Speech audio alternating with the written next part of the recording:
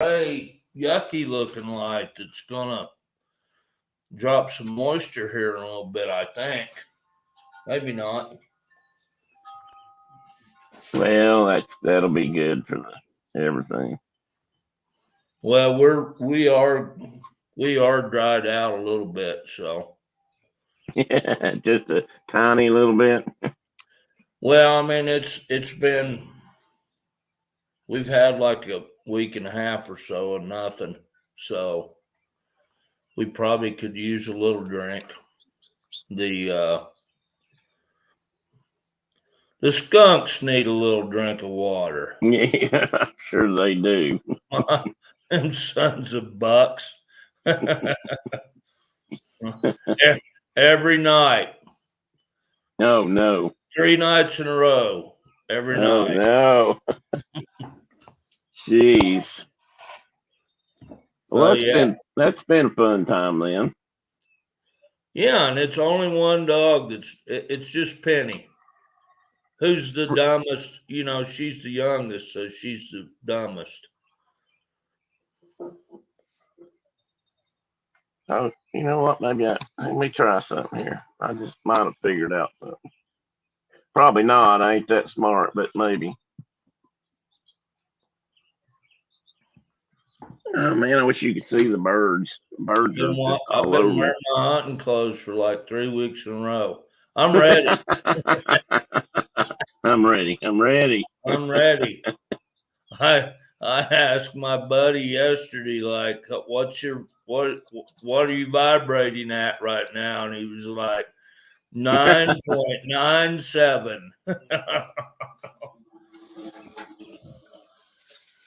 Okay. It's the Richter scale kind of thing, you know? Yeah. Good well, morning, I'm sure. Carol. Good morning, John. Good morning, John. Good morning, Carol. I'm sitting here trying to once again outsmart the damn system, and of course, you know how that's turning out. It ain't gonna happen. You had a picture. You had the bird feeder shown, but I'm not. Just to tell you, the camera was right behind the rail.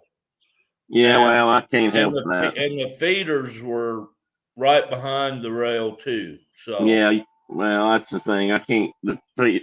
My feeders are about that much too damn low. What the problem is there? And I don't know if I get it turned back on here. I'll see if I can elevate it and maybe look down upon it a little bit more. But we got hummingbirds back. Good. I hung hummingbird feeders a few days ago. We got broadtails. We had they make a ringing noise when they fly by you. They make it sounds like a bell ringing, ring, ring. Yeah. And they showed back up here 4 or 5 days ago, and I hung it. Caitlin and I hung the feeders up. I have not seen one of them at the feeder yet, but they'll be here. Is that the only ones no skunks this year? Just darn squirrels everywhere. Mark's got skunks. He's had. I got skunks. And his dogs have been skunked, or Penny has anyway. Penny's been skunked. She got skunked 3 nights in a row. Just like I let her out, you know, go do her business before bedtime. Mm-hmm. And she's out there like 37 seconds. And she comes in smelling like a skunk. So. All right, now. Go ahead. Let me try this again. And see the mics. I got the mic on. I don't want the mic on. Not on this. I got a mic in my headphone. That's the one I want to work.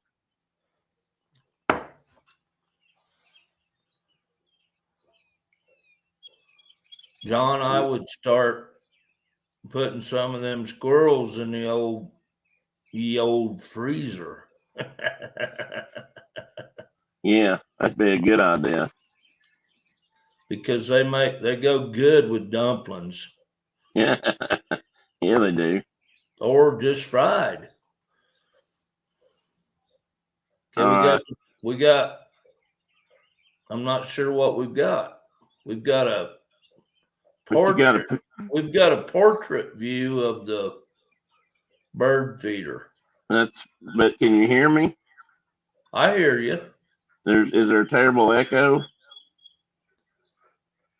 No.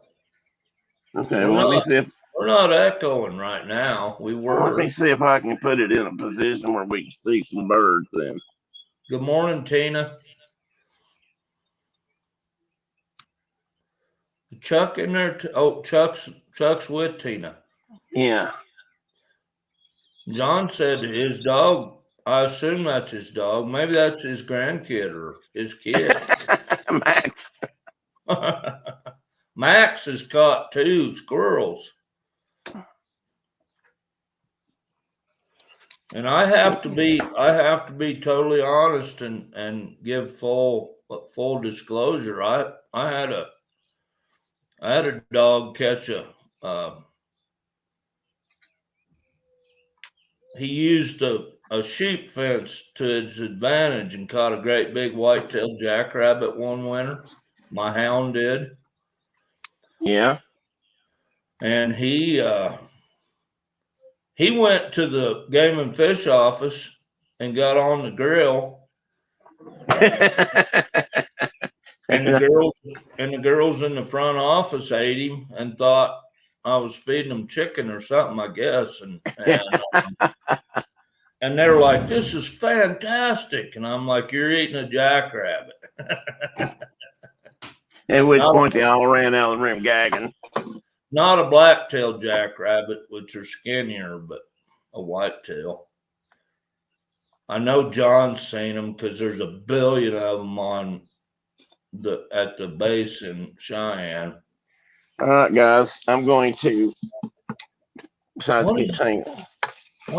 deal? Oh, I'm messing with my bag. I've got my possible poke here. You remember in the movie Rio Lobo, and one of my absolute favorite Jack Elam movie, I think. and he was carrying legs like that, and she could shoot too. Look, I'll be a stuck egg mule. Well, you remember he carried that sawed-off He's shotgun. Carrying that possibles bag. But he had a bag like this. He carried his shotgun shells in. All the shotgun shells. All right. I got another barrel left. I'm gonna stop my camera a minute, and then I want you to watch and tell me what you're seeing in the what we're gonna call the bird cam. Well, the bird cam has got a potted plant and the porch railing. And no. No, I know. I got to move here. Hang on. Start messing with it. Now it's like swirling around. It's looking at you. Yeah, well, I'm gonna fix that. I just I had to readjust the wire. Your headgear has come askance. Your folding money's come unstole.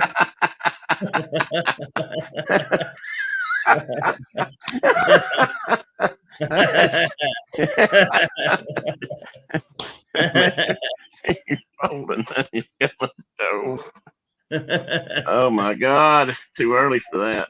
It's too early for laughing. I see that. How about that? Is that a little better? You'd stop it right there. I can see the bird feeders. Okay, well, I'm going to, but you gotta. No, now you'd buggered it up. Well, I know, but I'm going to get back there. I just have to remount the camera. Hang on. While I'm remounting the camera, you see, it's going to take me a minute. Okay, I can't tell what I'm. You tell me when you see something. Go down just a little, slightly. Like that. Little more, right there. Stop. Don't mess with it again. Is that good? Yeah, that's got the feeders centered up, and both feeders are centered up and good to go. Okay. Let me set my. And I see a truck and a trailer going down a road there. Yeah, there's a lot of hay hauling going on around here right now. They're that guy's brought in at least two of that. Chuck's still asleep. All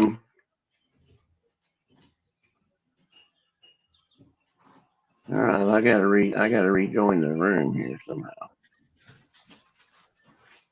There I am. There you am.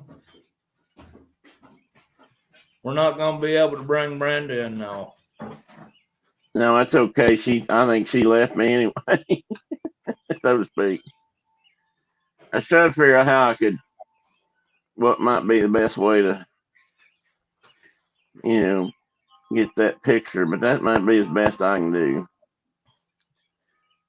So I guess as long as you guys can see good. it. I just don't know why it's portrait instead of landscape. That's because my camera's just that camera. Yeah, I didn't think. I probably could have flipped it over. And Miss Brenda's still here. She's just ghosting us, whatever you call that, ninja. I hope that's not bad. I might not have got that in there good. I might have to go reset that camera. Well, I'll just leave it alone and see if it works.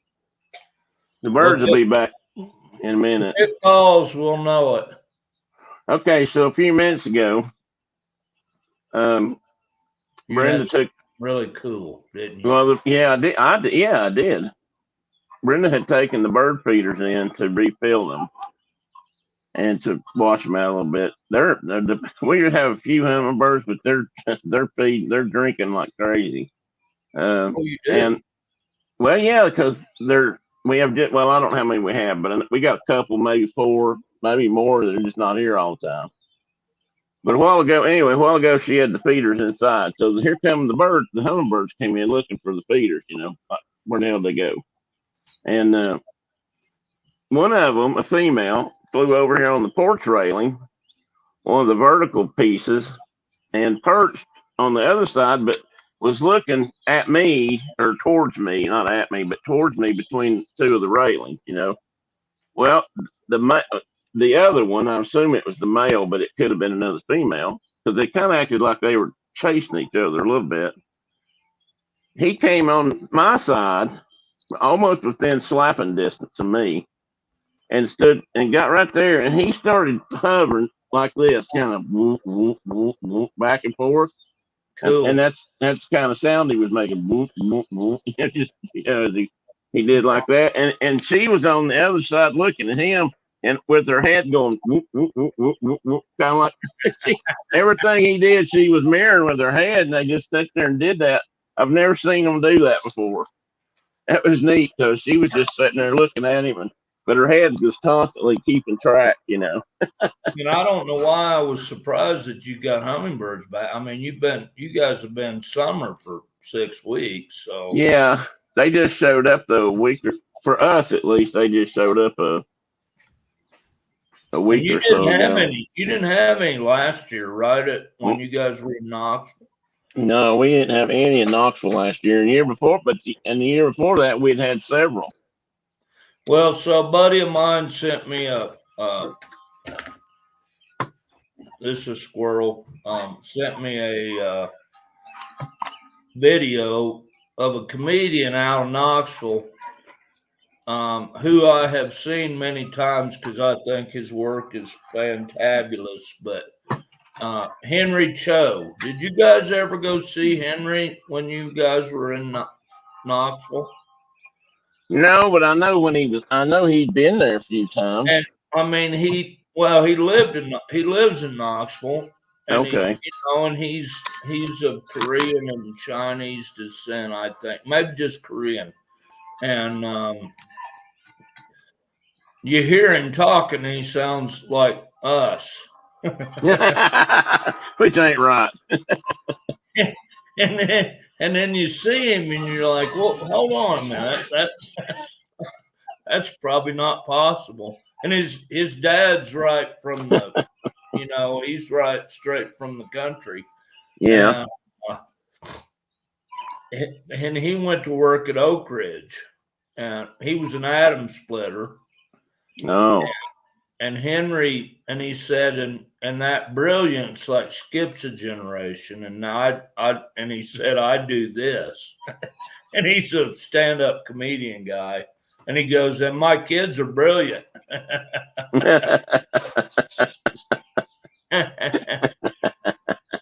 I don't you get a know. chance to watch him on YouTube. YouTube. Okay. He's hilarious. How does he spell his last name? Do you know? CHO. Just CHO. Okay. Yeah, Henry Cho, and he's absolutely, because he talks about being the only Asian kid in school. You got yeah. I had a whole bunch of birds starting to come in. I don't know if you can I saw them coming in there. They spooked them off. Nah, I won't. Well, they shouldn't be able to hear you because you're just. Hopefully, you're just in my ear. There's a titmouse. Saw a hummingbird or something go by. Is that a hummingbird feeder hanging there? There's two hummingbirds to the left. There's two That's a titmouse. Those guys just started showing up as feeders. Mostly, all we've had here at these feeders, and we've been covered up with them. Well, kind of covered up with them. Have been house finches. And I mean, we've had some. There's a hummingbird. Yeah, I see it. I can't see it good. I just see a dot flying in. We've had just the most beautiful male house finches. They're just gorgeous. I don't know if I've ever seen them. I've never. House finches or purple finches? No, they're house finches. I've positively ID'd most of them. I thought there's a couple of purples, but I've been able to ID them now. And because I sit right here and they're on the feeder, I can look at them pretty dang close. And I can sit inside. We got this glass front door screen. Right. I started calling it a screen door. What I'd call storm door, what we used to call storm doors. Anyway, glass. So I can sit in the house and look out here, and I can watch with my knocklers.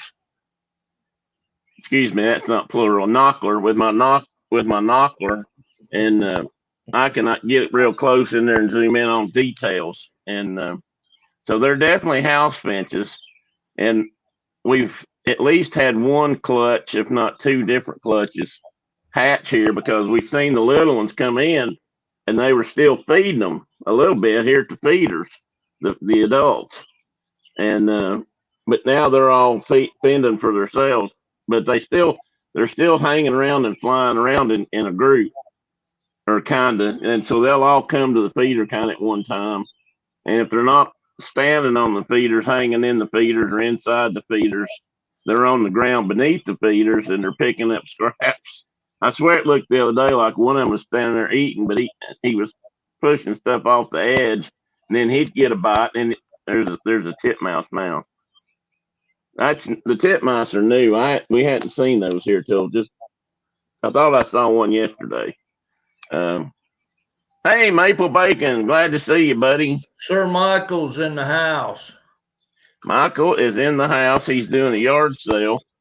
Well, what you got? Why are you selling your yard? No, he's selling a garage, not a lawn sale. So is your garage for sale, or you just where are you gonna put your cars? And Diana's gonna be in ninja mode. Do you give stuff away too easily, or not want to sell anything, Mike? That's not even funny, Tina. My girls have to do them when I'm not here, but they do that under penalty of death if I come home and find out something's gone that I did not approve of, which has happened before. That's why I used to have 3 children, but I only have 2 now.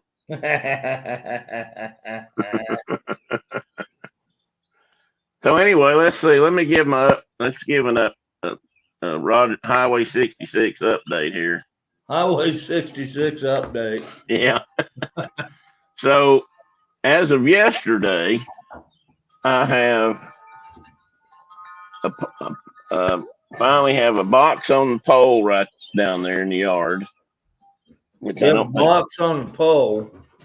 I have a box on a pole. It's my cable. My fiber optics is hooked into that, and then it's that gonna go to the schoolhouse. and the cable is hooked up down there. They may still have to hook something else onto it.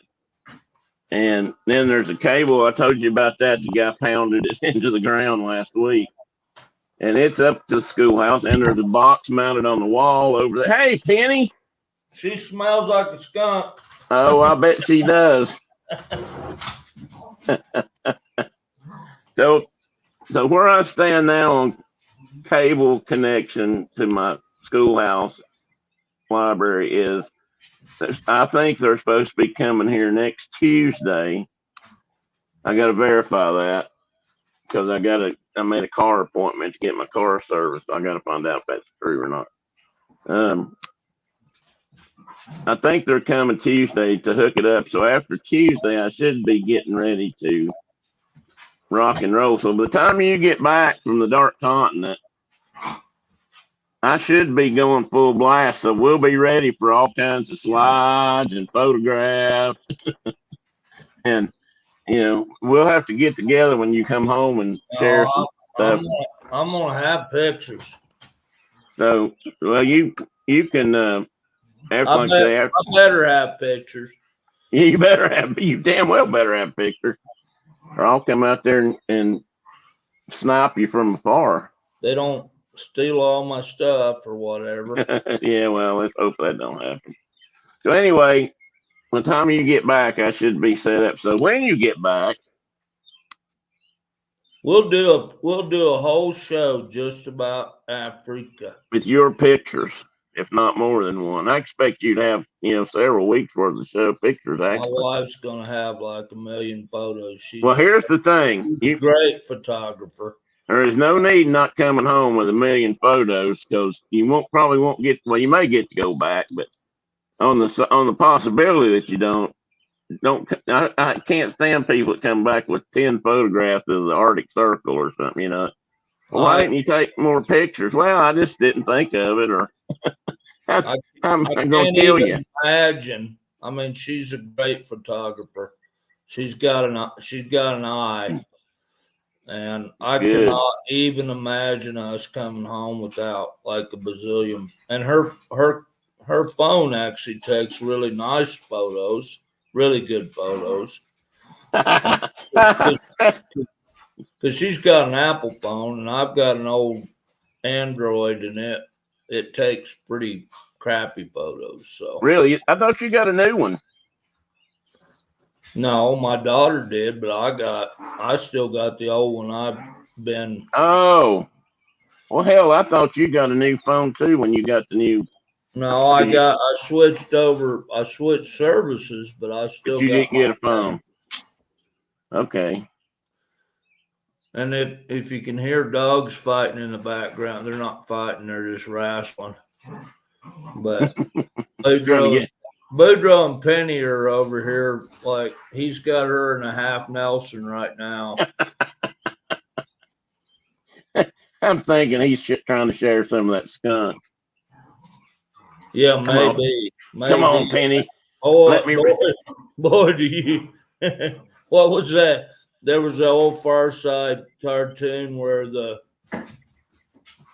male dog's coming to the girl dog's front door, and he's got flowers in his hand, and he's like something like, "You're so lovely," or whatever, and boy, do you stink.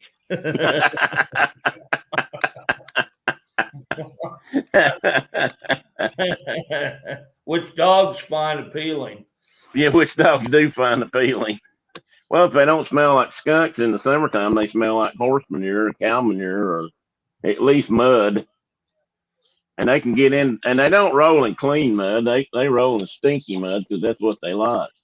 And I called my buddy that we're going with to Africa, and I asked him what his vibration level was currently, and he goes, I'm like at a 9.97 on the Richter scale. That's pretty high. Yeah. Yeah, it's getting close. Well, if you're We'll be buzzing leaving, that much. we'll be driving down to his house on Wednesday and then wheels up on Thursday. So, Well, I had something special for you to take with you, and I lost it. oh my God, you chewed it, didn't you? I swear I didn't. I really lost it. We took it to. We went to. We were going to mail it when we were going to town. Riding. We hooked up the buckboard and we were going to ride into town when to pick up supplies. And I thought we'll mail that packet, that pouch of tobacco, that cut of tobacco out there, that plug. And we got down there, and for some reason we didn't get to the post. Get to the post, and You didn't get to the post rider. He was gone. right, yeah. So we came back home, and then I don't know if it was a day or two later. I said, "Brent, what do we do with that plug of chewing tobacco?" And we couldn't find it for nothing. Yeah. We looked, we looked through the car, we looked through the house. I swear I looked in everything I own, and I looked in my carry around man purse, possible pouch, and I stuck my hand down in every pocket. I swear I did. And it's got these two pockets on the side. This one does, so you can open them up and they expand a little bit. And you can put water bottles in it. Yeah. It's nice for it's good filled notebook and you carry water and all that stuff with you. And I stuck my hands down in there and we couldn't find it. Couldn't find it. So yesterday I was at Lowe's and I was in there with my glasses. Had my glasses with me in case I need to read a label and buy something. And I did, but I forgot to bring a case in. So I took them off and I was going to stick them in my bag. And right there it was. And I stuck it in there and they weren't going in right. I thought, what the hell? So I stuck my hand down in there and lo and behold, there's that damn plug of tobacco right there. All this time I've been carrying it around back and forth by the post office, and there it was in my pocket. And so I don't think I can get it to you by Wednesday. I was going to check on that, but I'd have to probably send it overnight freight. Don't worry about it, buddy. So it'll probably be waiting on you when you get home. It ain't no good for me anyway, so. It'll be right. That's why you had that pouch a minute ago in your hand, waving it at me. Chaw. Chaw. They got. It gives tons of energy, according to the Sandlot. Tons of energy. Yeah, well, it's full of sugar, molasses. I learned when I found that plug and went into that tobacco store and was just oogling at all the varieties and learning about prices. They had a bunch of stuff in there that was actually cheap at a moderate price. I don't know, and I can't remember all the names. All that stuff Buck used. Well, this wasn't in clear plastic bags like what Buck used, but it was definitely off brands. I wonder what that stuff costs now. I can still buy bulk tobacco like Buck used to chew. Well, he bought it like by the 25-pound bag, I know. I bought some. I bought some either off him or I ordered some like back when I was chewing a lot, 3 or 4 pounds or 5 pounds or something, and it was pretty good stuff, and it lasted a good while as long as you kept it tamped down in that bag, airtight and all that. Well, it was pretty good stuff. So what does a pouch of beech nut cost you in Wyoming, Cameron, Wyoming these days? Oh, it's over $5. They got the market now. So well, I saw some for more than that. They don't even make Red Man. Oh, they do make Red Man here. They don't make it here. They've got it here, and I can buy it at that store down there. That's got an Indian on the cover. Damn Skippy. They must have a big old stock of it because I think they even changed the name of it because it was offensive, apparently. Although I never found it that way. That's probably why I chewed it. Well, I've chewed plenty of it. I chewed a small shipload of it myself. Yeah, I'm pretty sure it still has the red man on it. I'll get back down there and double check it, but they had some pouches of chaw that was over $10. Oh yeah, To which I proclaim, hell, fire, because I'm pretty sure the first pouch of chaw I ever bought was about 25 cents. Exactly. Oh, there's a hummingbird. Come over here and take pose for the camera, bird. I sent this. John has seen some of these. I don't even know if this will show up. Tina, I didn't mean to ignore you about being open by Scoop the Fall. That's a real good point. As long as I'm ready when the kids show up, right? I'm getting closer, right? And I had a picture, which I can't show right now because it's on my phone up there. So I sent. I don't know if this will even show up on the screen because we're having issues this morning. Well, right there, I see it. What is that? Oh, that's a prairie dog, isn't it? Yeah. Or a gopher or something. It's a white-tailed prairie dog. I posted some of these videos with white-tailed prairie dogs on it. And you remember Lisa Payne? Yeah. Back in Jonesboro, she sent me a reply back, said, "Is that a meerkat?" Because she thought I was already. I saw that. That's not a meerkat. Not a meerkat. They kind of act like meerkats a little bit. All them critters. If you live in the ground, if you're a critter that's considered prey, and you live, wait, what is that? I don't know. I thought I had a kestrel on a wire. Just for a minute. If you're prey and you live in a hole in the ground, you need to act kind of like that, or you're gonna get ate more often than you do. Tina has directed you to sit on that porch all summer and do the show from the porch. Oh well, I will. It's gonna get to like 1,926 degrees, and then it won't be fun to sit on the porch no more. No, it not. Well, maybe up to about noon, and then it'll get unbearable. When the deer flies and the horse flies are flying around and buzzing my head. It's nice right now though, and we got our air. It'll be fun to watch you swatting at them.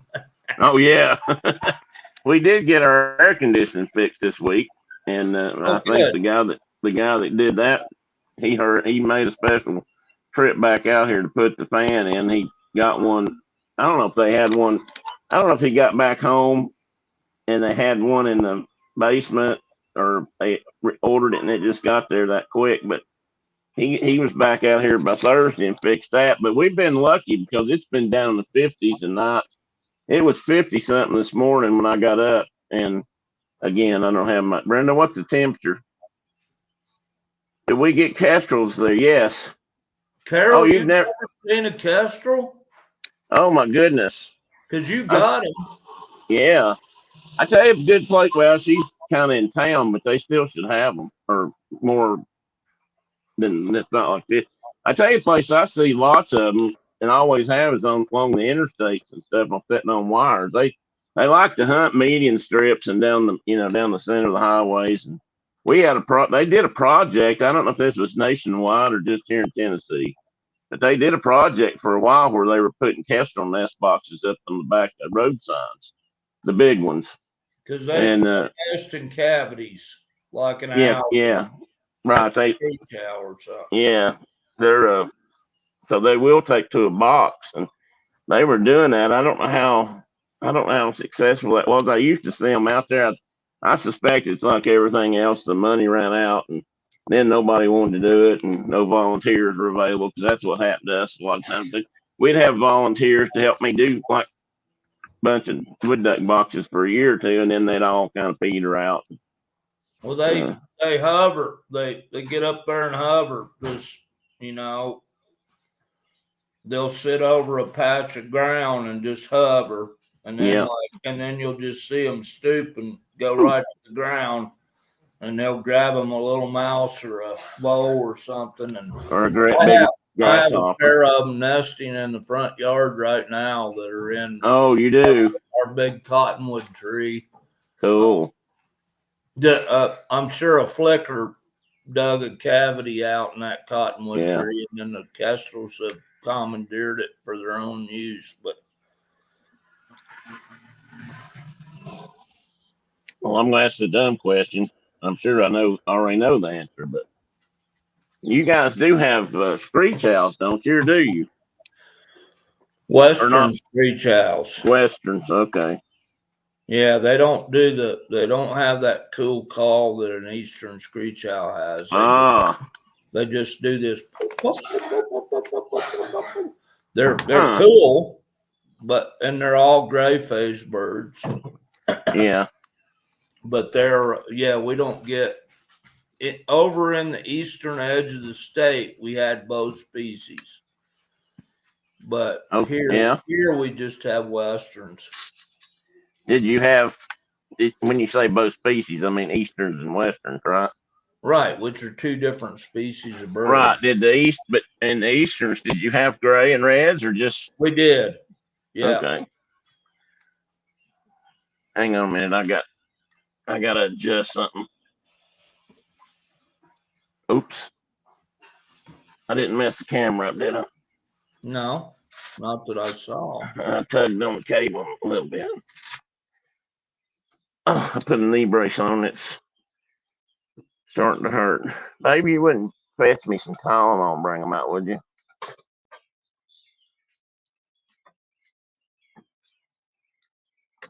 I meant to do that before I started.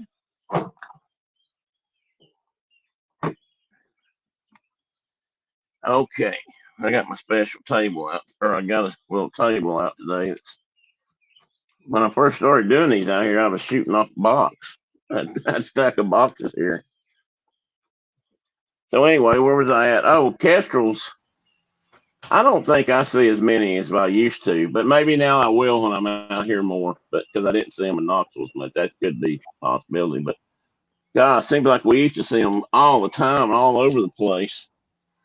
And I just don't see them like I used to. But they're such neat little birds. I just love them. What have I got here? Let's see.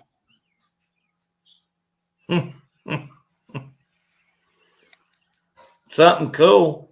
Well, here comes a big load of today's first load of hay in. Well, it might have been a collared dove, actually. Really? Yeah, I haven't seen the collared here yet, but that one looked.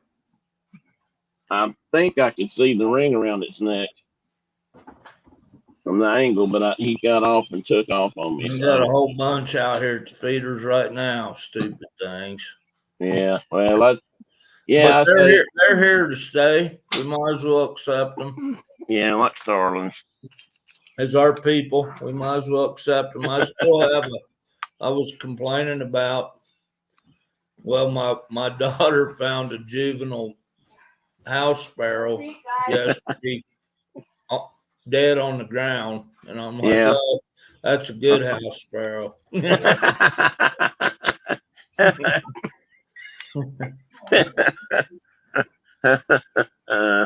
Because they're nesting like crazy, and we'll get a whole new generation of the devils that empty my feeders in like 5.6 seconds.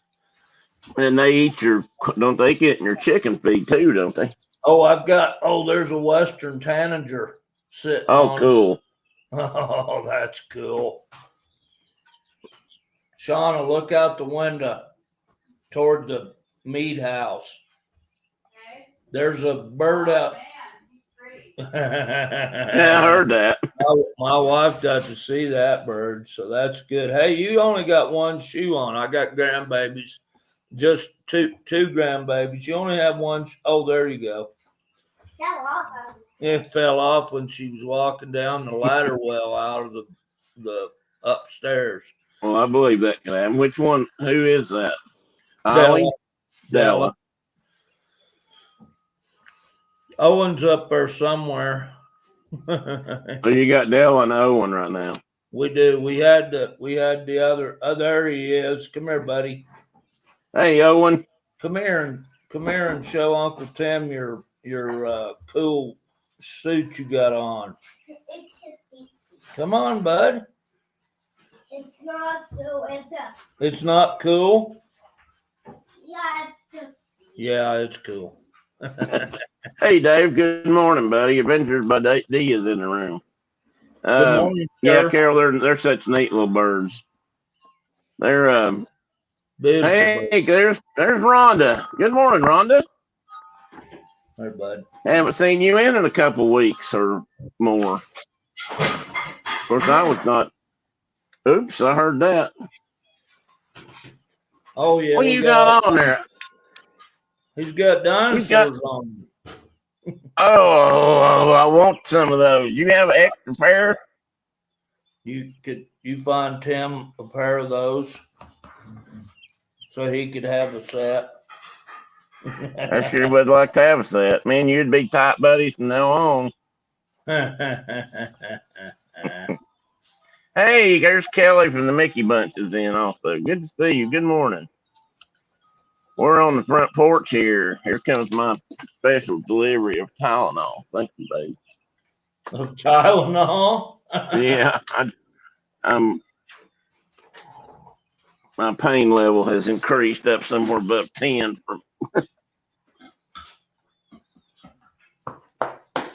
You want to take off? Look, Nani's got you some. Look, breakfast. Dippy eggs. Hey, Owen, does Owen have his first bull riding tattoo yet? No.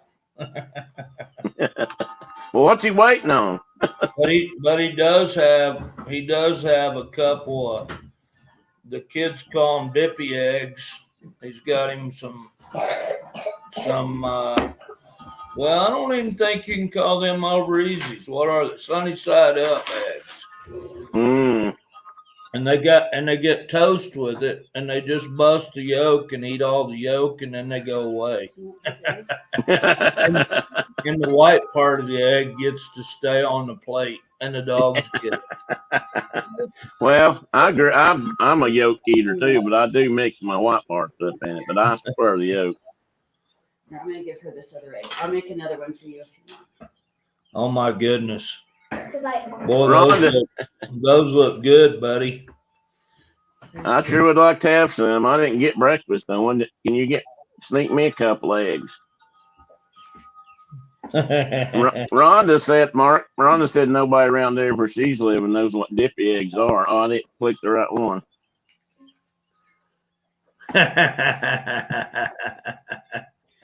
That must be an Ohio thing. I don't know what it is. It's not. No, these kids called them that their whole life, and Oh, did they? Okay. they never even been close to Ohio. So. Oh no, I didn't know if they got it from you. You see what John? And he said, Grandpa didn't teach them that. That's their own invention. So they're eating blueberries, great big old blueberries, and dippy eggs and toast. So they got a good breakfast going on. Yeah, John, I guarantee you those are farm fresh eggs, unless their hands are off their game. They came right out of a hen's backside, right, like within 50 yards of this house. Tina McNeil said dippy eggs sound delicious. They do. I'd like to have some. Here, let me borrow your plate just a second. John says dippy eggs at up where he's at are eggs boiled for 5 minutes. I don't even really show this without. I'm not going to spill it. Well, no, don't spill it. Don't do that. He'd have to lick it off the table. I can't. It dropped right on my computer keyboard, and then that'd be a bad deal. I like it. I've got to where I take my dippy eggs and just put them on a piece of toast and just chop them all up together and just eat it that way. And I'll have to be honest, I'm not a white bread eater, but there ain't nothing better than white bread toast with dippy eggs. That's about the only thing I like it for. Well, we got onto a white bread kick here in the last few months because white bread's way more affordable than wheat bread is. But every now and again, I'm like, no. I told you, I've probably told you about this. There used to be this little store, or I guess there still is a little store, but there was a little store up on Norris around the lake, and it was one of them places if you were up that way, you'd go there for lunch. And when I first started going in there, this was around 2000. When I first started going in there, you could get a roast beef sandwich with with lettuce, tomato, and onion if you choose, and usually mayo. And it would be, I swear to God, it was that thick. It must have been well over a quarter pound of roast beef sliced up. And they sliced it, right there in the cabinet. Well, the one thing about that was you had a choice of breads. You either had white bread or you had white bread. and that little store, they didn't even sell anything that looked like wheat bread or brown bread white bread, but white bread was what you had. They sure were good, and you could buy that sandwich. Oh, I didn't add the best part. You could buy that sandwich for about $1.20. Which my grandmother always called white bread light bread. Yeah, we did too. Actually, we did too. And you didn't eat nothing but light bread. That was that's what everybody ate. She made homemade bread all the time, and I have recently one of my I don't even know how I'd put this. One of my early memories of light bread was my grandmother making bread at home and baking that bread. And now I've found out that she just bought the loaves from the store and some brand of like the pre-made loaf, and then she baked it at home. Yeah. Yeah. But she wasn't like out there on the table, like kneading the dough and Tricksy. Grandmas can be tricksy. But I love that bread. Golly.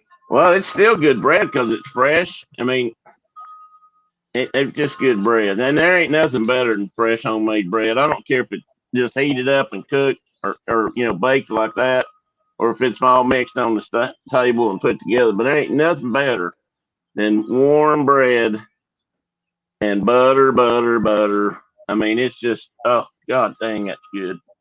My wife has a bread machine and makes bread occasionally. And there's been some of those loaves that have come out of that thing that are just like, oh my God, that just tastes like heaven, But those things can be tricksy too. They're like you're like, well, it's not making any noise, it's not doing nothing, and if you open the lid,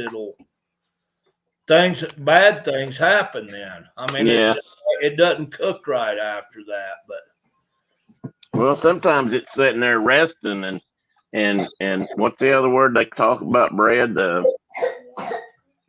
It's rising. Well, it's rising, but I was thinking there was another term. Chuck's here. Hey, Chuck. Welcome. Chuck's up.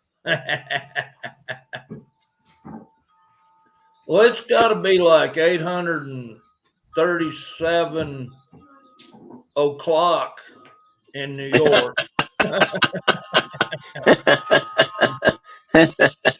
It's got to be. I don't blame him though. I got up early this morning, but I don't always get up early every morning.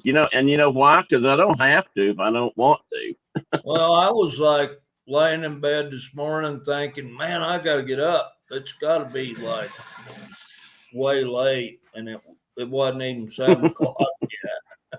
No. Because it's getting to be summertime.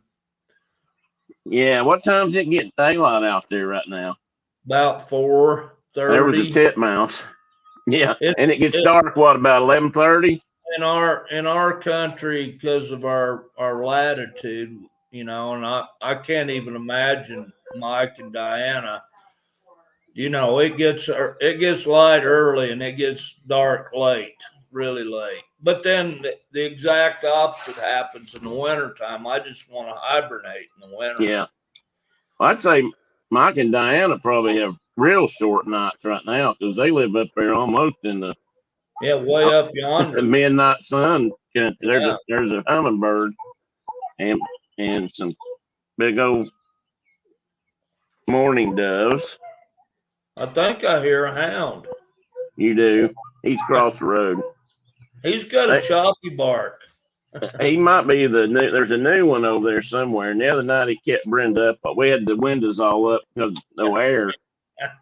And he kept Brenda up. Yeah, she's about ready to kill him. I said, honey, we live in the country now.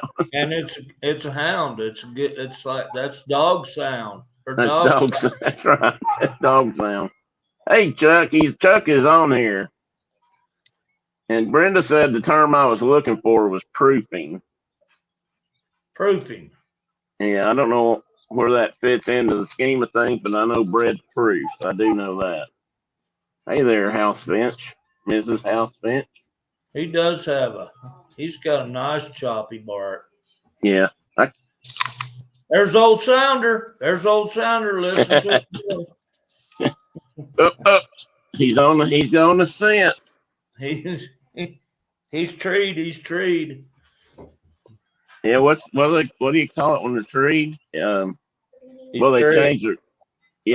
They changed their bark though. He's barking treed. Yeah.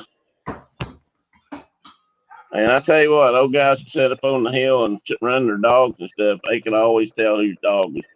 They could tell their dogs from way off. Yeah, and you had like we had choppy barks and we had yodelers.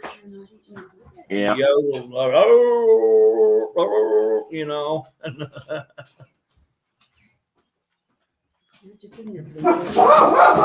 Oh my goodness. Uh-oh. Fighting over eggs? Huh?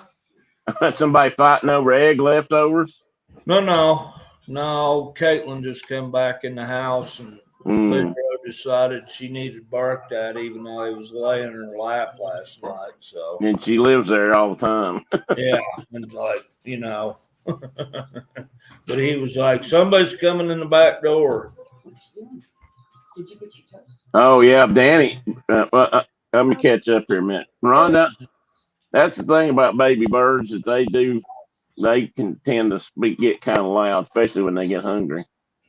We've got some little ones out here right now in the bush. I think they're mockingbirds, although Brenda's looked at them a couple of times now, and the mockingbirds hadn't flogged her, so I'm not sure. The eggs look like mockingbird eggs. That's probably a lot now. But they might have been something else. Anyway, they're little. And every time she looks in there, they poke their heads up and start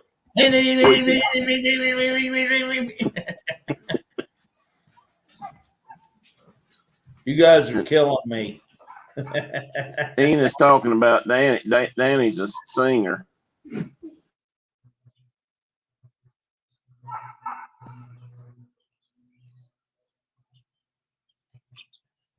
Hey, birds, don't go. Oh, there was a male. I hope you guys can see that male come back. He is gorgeous. He's full color right now. Which I was actually afraid they might already be fading. They dress up for breeding season so they can attract all the lovely ladies.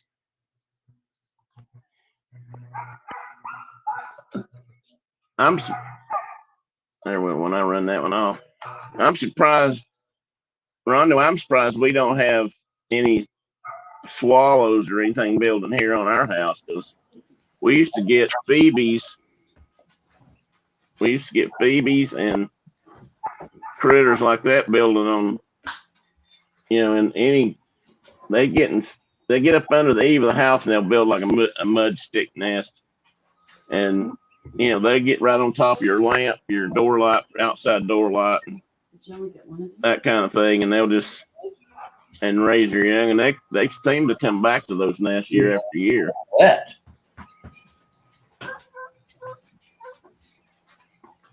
We have hundreds of swallows in our barn right now. There's just hundreds. Oh, I bet you do.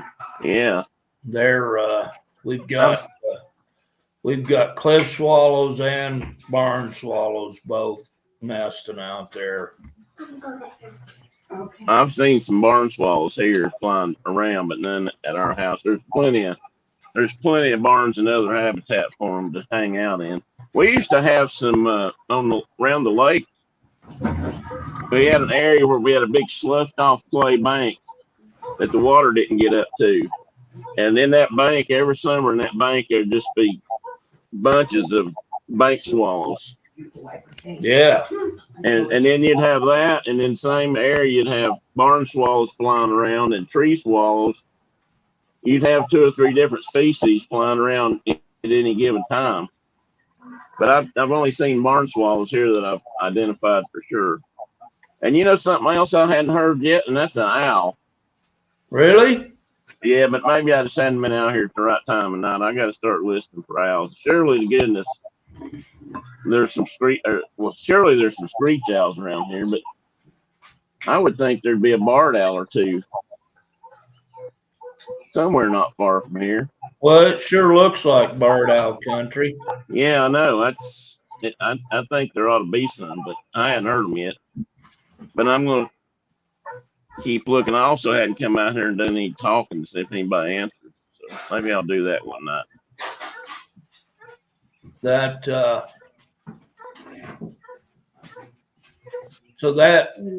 that dog across the road from you that's choppy barking. Yeah.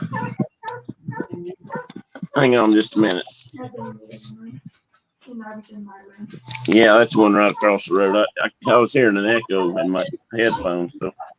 Oh, I see him now. He's sitting up there at the house. He looks kind of like a Baby chick. After this, you're going to get. Got to be a hound. Well, he's a hound. I don't know if he's the big. They got a bigger one, then they got a smaller one. It's about the size of a big beagle. No, that's the big one. He's sort of a black and tan color. I don't know what he is, but I can see him up there barking because his tail wags every time he opens his mouth. My wife's got like 47 dogs around her feet right now, feeding them eggs. Good morning, Shauna. Are you ready to go to Africa? Not yet. Uh-oh. I'll be ready. Just not yet. I guess you're probably not buzzing quite like your significant other there is. But her daughter gave her our oldest girl gave her some good advice the other day and said, you are going to have the time of your life. It's going to be wonderful. She didn't want to go to China either, but she had the time of her life, and now she's. Oh. The problem is that we got a grandbaby that is now officially late. Uh-oh. Damn, I forgot about that. I didn't realize she was late already. That whole I threatened the son with bodily harm yesterday. I'm like, you make that baby get out. He needs to back. My wife might leave me at the altar, and I'm gonna have to go to Africa by my lonesome. Oh, I'd hate that. I will too. There's a house. You're not gonna let me go hunting. And she said, I'm not gonna let her go hunting. You already told me that. And you can come sit with me in the blind every day, babe. So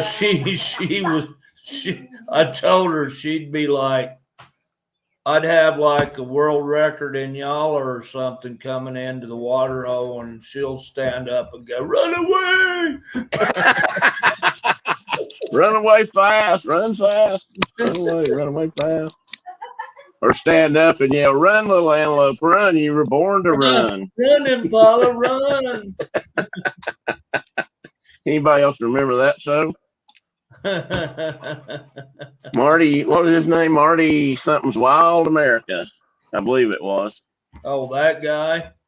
You remember him? He's the one that you tell the antelopes or somebody, "Run, little antelope, run! You were born to run." He was from Fayetteville, Arkansas. Yeah. And you remember my buddy Clay that he lived like in a teepee outside the back of our house for a while. Yeah. And Clay, that was one of his teachers' son was Marty Stauffer. He picked that baby, Tina said. And he set all that up. If you look at all the scenes, there's like fences involved, and like, oh, here's a red fox hunting a cottontail rabbit or a snowshoe hare. Can you hear this? Can I hear what? Just listen. I hear a truck. Uh-uh. I hear the toilet flushing, man. No. No. You can't hear that? I hear motorcycles going There down. you go. That's what the whole string of motorcycles. Big Harley baggers and Like Harley. big Hondas. Man, I miss that so bad. Well, No. like I said, get you one of them dang 3-wheelers and go back out and do it again. Yeah, that's what I need. I want to. Get back after it. It's just right now it's a little cost prohibitive. I'll work on it. It don't last forever. No, that's true. It don't. How many? My daughter's raising butterflies. She's got a whole cage full of painted lady butterflies in their chrysalises. She found them outside or order them? No, she ordered them, and they're one of them's emerging right now, maybe. No, that's one of the other ones. Several of them have, what do you call that? Fledged, hatched, done whatever. They've turned into Yeah, I guess. What do they call it? Emerged? Emerged. How many chrysalis are still hanging? Oh, and metamorphosized, maybe even. Yeah.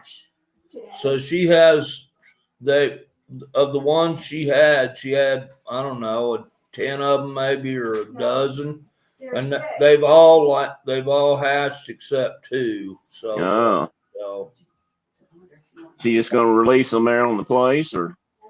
Yeah, and they're a native butterfly for us. So Yeah.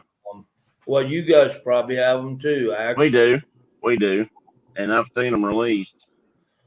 That's the thing, some people were doing that for weddings. They would get those things and hatch them out and release them at a wedding ceremony. Somebody I know did that.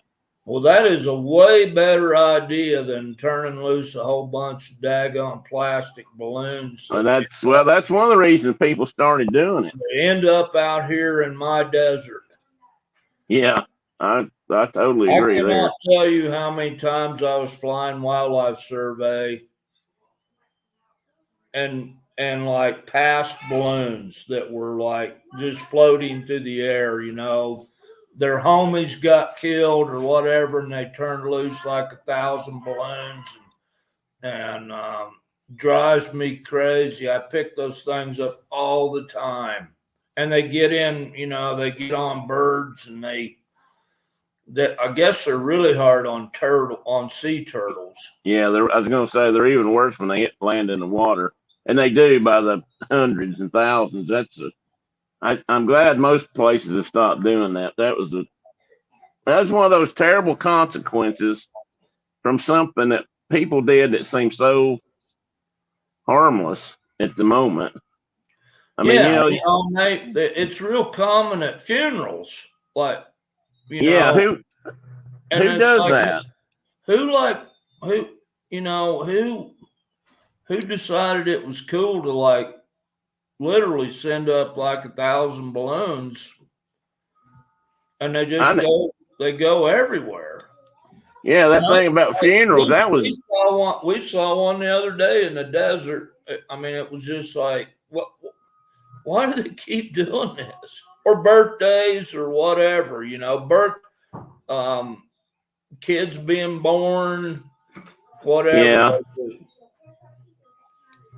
That funeral thing, I think you're the one that told me about that. I didn't. That was not something I'd really ever seen happen. At least not at any funeral I'd ever Well, been if to. you've ever watched the show The First 48, which is about crime people, Yeah, I mean, it's a cop show. When yeah, I'm familiar with they've it. got gang kids and things, and gang kids get shot Yeah. by other gang kids. They do that every time, and it's like, give me a break. And and I'm sure that's the least of their worries. They don't worry about that stuff. But. No, and honestly, I'd say a lot of them don't even realize it's an issue. Yeah, Or, I mean, I think don't even know. if they found like a sea turtle with its, something dying in a bad way, Because it's choking on a balloon. they would be remorseful about that. But Yeah, anyway. hopefully. Yeah, it's just the little things. I just heard something the other day about how much microplastics that they're finding now in like human. Well, I believe this was a true story. They've done some research. I don't know where they got the volunteers for this. I guess cadavers. That they've researched in like human testes now have lots of microplastics they're showing Really? up. Yeah, and also in other animals, they've done it with animals where they castrated animals and then tested the oysters to see if they've got, and apparently that's getting to be could end up being a problem. Yeah. We're going to be affected by, I don't know if you remember these experiments, but a few years back, I read some articles about this where, the heat, when it gets hot and stays hot a long time, males tend to be less fertile. And, they were checking like alligators and things, and where that's a problem, then they have less fertile eggs. The populations tend to drop. And they were thinking that was happening to men too, so could be. My grandson, I don't know if he actually did it or not. He's got a perfectly good human door that he won't go out. He crawls out the dog door. I knew that's what you were going to say. Because that's just cool. Like crawling out the dog. He's that kid. Heck, with Locke going through the door, he can just go in and out with the dogs. He just makes me laugh. That boy does. Okay, I got to back up here. I have, and at memorials every year. I guess she's talking about balloons.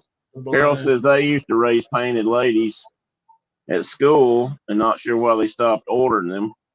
Also, they don't care. I actually discussed it with a friend. She said literally told me that she doesn't or he doesn't care. And yes, it is infuriating, Carol. I just, it's not good for us always to get mad about stuff like that. It's nice to be able to discuss it, like a civilized person and explain what's really going on. But it's hard to when they just look in the face and they don't care. Like I couldn't care less. Yeah. That's right, Tina. He thinks it's his door because it is his door, and nobody else can go through it. Maybe. Well, I guess Boone could go. Yeah, Boone could go through it. The boys both go through it. Yeah, they both like especially if one goes through it, the other one's going to do it too. So, What did you tell me they had picked out for a name for this one? Or did you? well, I don't know if it's a boy. They've had several. That one name was Holden, because there was a family that lived up country here, up kind of where we hunt and where we work cattle. Yeah. They were the Holdens, and there's a Holden Hollow, and there's Mount Holden, and there's several things up there named Holden. But they also had a blue heeler named Holden a few years back that's no longer with us. And I'm like, you are not going to name your boy after that dog. Oh, it's not after the dog. And then we might be thinking of Colder, maybe after John Colder. Yeah, that'd be interesting. And there's a lot of Colders out here in this part of Wyoming because of John Colder. And they have one more boy's name. I can't even remember what it was. And then if it's a girl, there's only one name, and she's going to be named Absorka, which is the Crow word for the people of the large black bird. We have a lot of Absorka ridges and Absorka peaks and Absorka whatever. It's the name the Crows call themselves, the Crow Indians. The name I used to think was pronounced and then Absoroka. her middle name will be Rose, and she'll be Abby Rose. That we'll call her Abby Rose if it's female. And she's and I'm convinced now that it's she's late. And she's being obstinate. And she's given her grandmother a conniption. And so I bet.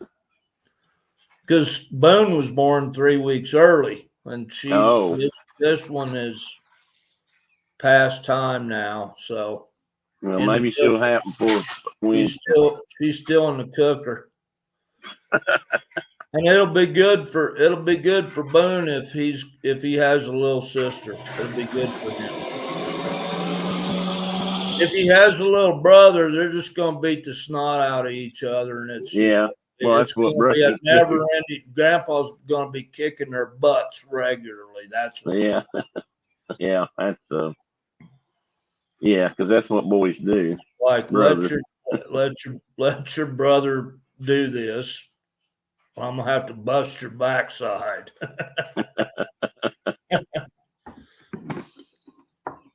I got a question. You just said something that babies are born precisely on time. Yeah, right when they're ready. That's right.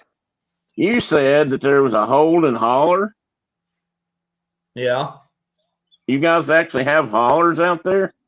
I mean, do they use that term? I call them hollers. They call them hollows. I didn't even think. Well, yeah, they wouldn't call them hollers. I didn't realize. I thought they had different names out west for that kind of thing. I mean, I would have thought that'd just be like. We've got coolies and draws and things like that too. Yeah, but but they do have hollers. Like the people that settled that part of the mountain range up there were mostly from Kentucky. Oh, well, that makes sense then. And they had hollers, yeah. Yeah, they would have hollers. Okay. Our friends that we punch cows for, they literally were on the Oregon Trail heading west on one of the branches. They were going kind of north of where most people went. And they broke a wagon shaft. And like, well, I guess we're home. And they just stayed. Yeah, that happened more than once. And they got a great big old ginormous piece of land out of the deal. And they still own, and that's like, well, we're here. I'm not sure about ditches. Little did they know they were living basically north of the Arctic Circle. They might as well have been anyway. In other words, they broke down in the middle of summer and thought, wow, this is either a So pleasant or a hot place. just north of their place is, well, not just north, about 40 miles north of their place is a little town called Big Piney, Wyoming. And when you drive into Big Piney, Wyoming, there's a great big wooden sign that says Big Piney, Wyoming, the ice box of the nation. And it is regularly colder there than it is at like Point Barrow, Alaska, or somewhere like that. So yeah, and you guys tend to be colder than Montana, which is further north. we're way colder than Montana. Well, we're way colder than Western Montana. Eastern Montana. Okay. You can go out to like Shelby and that country out there east of the divide and get pretty cold too. 70 below zero. That's like the Dakotas. I mean, they get pretty cold too. But you guys have started at such an altitude that hell, you're just naturally cold. Yeah. I mean, you're 7,000 feet at your place, aren't you? And yeah. And Tina said 40 miles is just north. It is. In Wyoming terms, it's darn sure just north. You can see it. If you're on the right hill, you can see Big Piney from their ranch, but it's not. It's a long way. It's kind of a long way away. Well, out there, I don't know. Well, probably you've heard you say it. Even if you have to go get groceries out there. I don't know if this was in or New Mexico, but it'd be 40, 50 miles just to go get groceries, or a couple hundred. I mean, yeah, just depending on where you're at. If you wanted a hearty steak biscuit, you might have to drive a couple thousand. Or your buddy might send you some in the mail that are green. When they arrive, they're green. You're like, oh my God, it's a hearty steak biscuit. I can't eat it. Oh, I can't eat it. Sorry about that.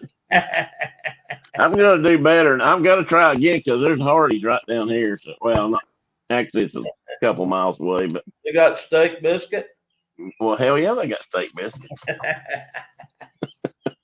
We have a Carl's Jr. down in Rock Springs. Oh yeah, you do. You told me they were going to. And they're the same company as Hardee's. And Right. I walked in there one day for breakfast and lay one of them country fried steak biscuits on me. And they're like, "You're nuts.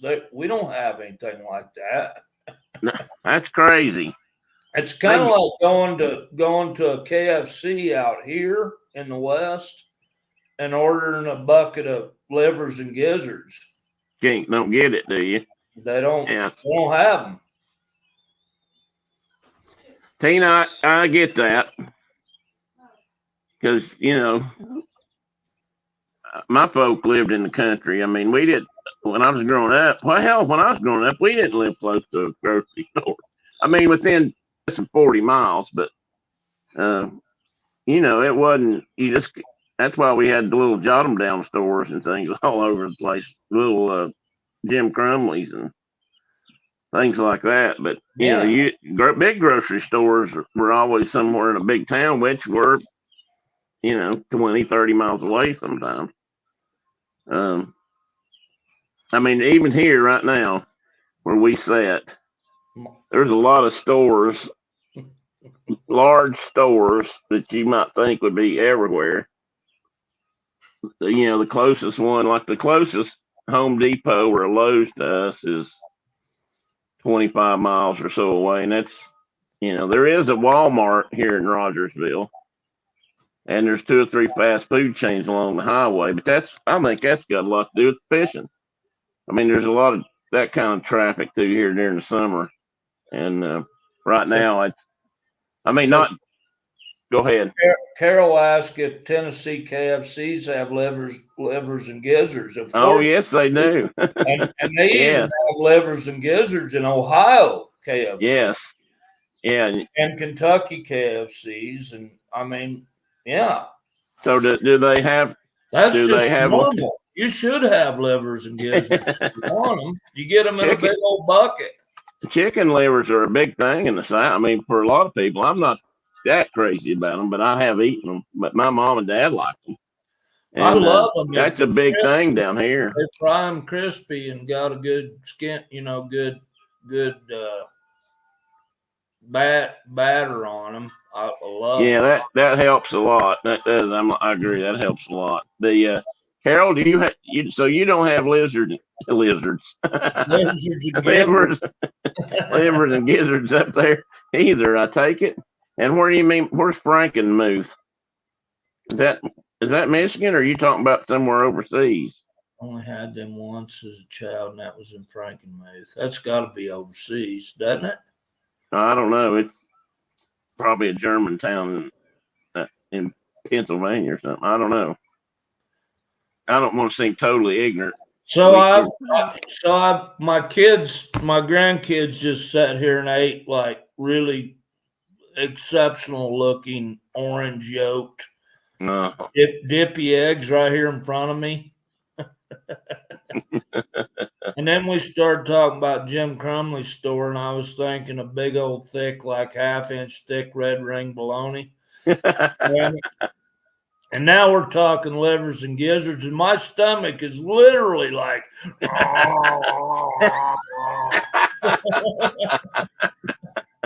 man. I definitely should have like got up an hour earlier and made some breakfast this morning. Got you some dippy eggs. All I'm doing is like chewing tobacco and drinking coffee. Bear with me just a minute. I got some serious ache going on. I don't know if Brenda's still awake. Brenda, are you still awake? You got serious what going on? Pain? Hey, yeah, just in my left leg, hip. Oh. I don't know if she's in there. Maybe she can bring me something. I don't know if I need to fill it up or what. It just hurts. Frankenmuth is in MF. And so it's a German community there then. Like we've got a few. I mean, I've never been there and spent any time, but like North Georgia has Rhonda might know. It has the world's largest Christmas store and livers and gizzards. Wow, what a combination.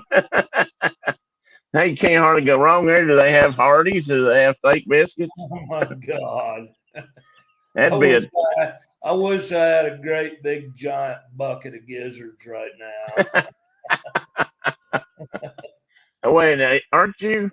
And I can't even get them. You can't even go to the grocery store and say, hey, give me a pack. You know how we used to use chicken livers for catfish bait and whatever? Oh, yeah. Well, every grocery store has them. You can't go to a grocery store in Wyoming and even buy like a packet of livers and make them at the house yourself. They don't have them at all. They just don't sell them. People don't eat that stuff. My people did. Yeah, they do. We ate whatever you could eat. Mom and Dad, I don't know if she's saying OEM for chicken livers and gizzards or which there, Tina. Oh my God. Carol hasn't had meat since 1990. Well, that's wrong in itself, but okay. But it's Carol, so we can live with it. We'll be okay with it. I just had a mockingbird going. I thought I had a mockingbird nest in that bush right there, and I do. It just went in there. Brenda hasn't looked in that bush though. That's the one that probably flog you because I've seen them go in now. They're lost. They're not nice when you're around their nest. So no, they're not at all. Careful with that. I mean, they're not nice to other birds around their nest, so much less a person. Well, speaking of that, you didn't offend me, Carol. Some folks are carnivores and some folks aren't. So yeah. Long as people that aren't carnivores don't look down on people that are. Yeah. Because I eat way more meat than I eat anything else. So Yesterday when they were running the wire, let me tell the whole story. So yesterday, truck shows up.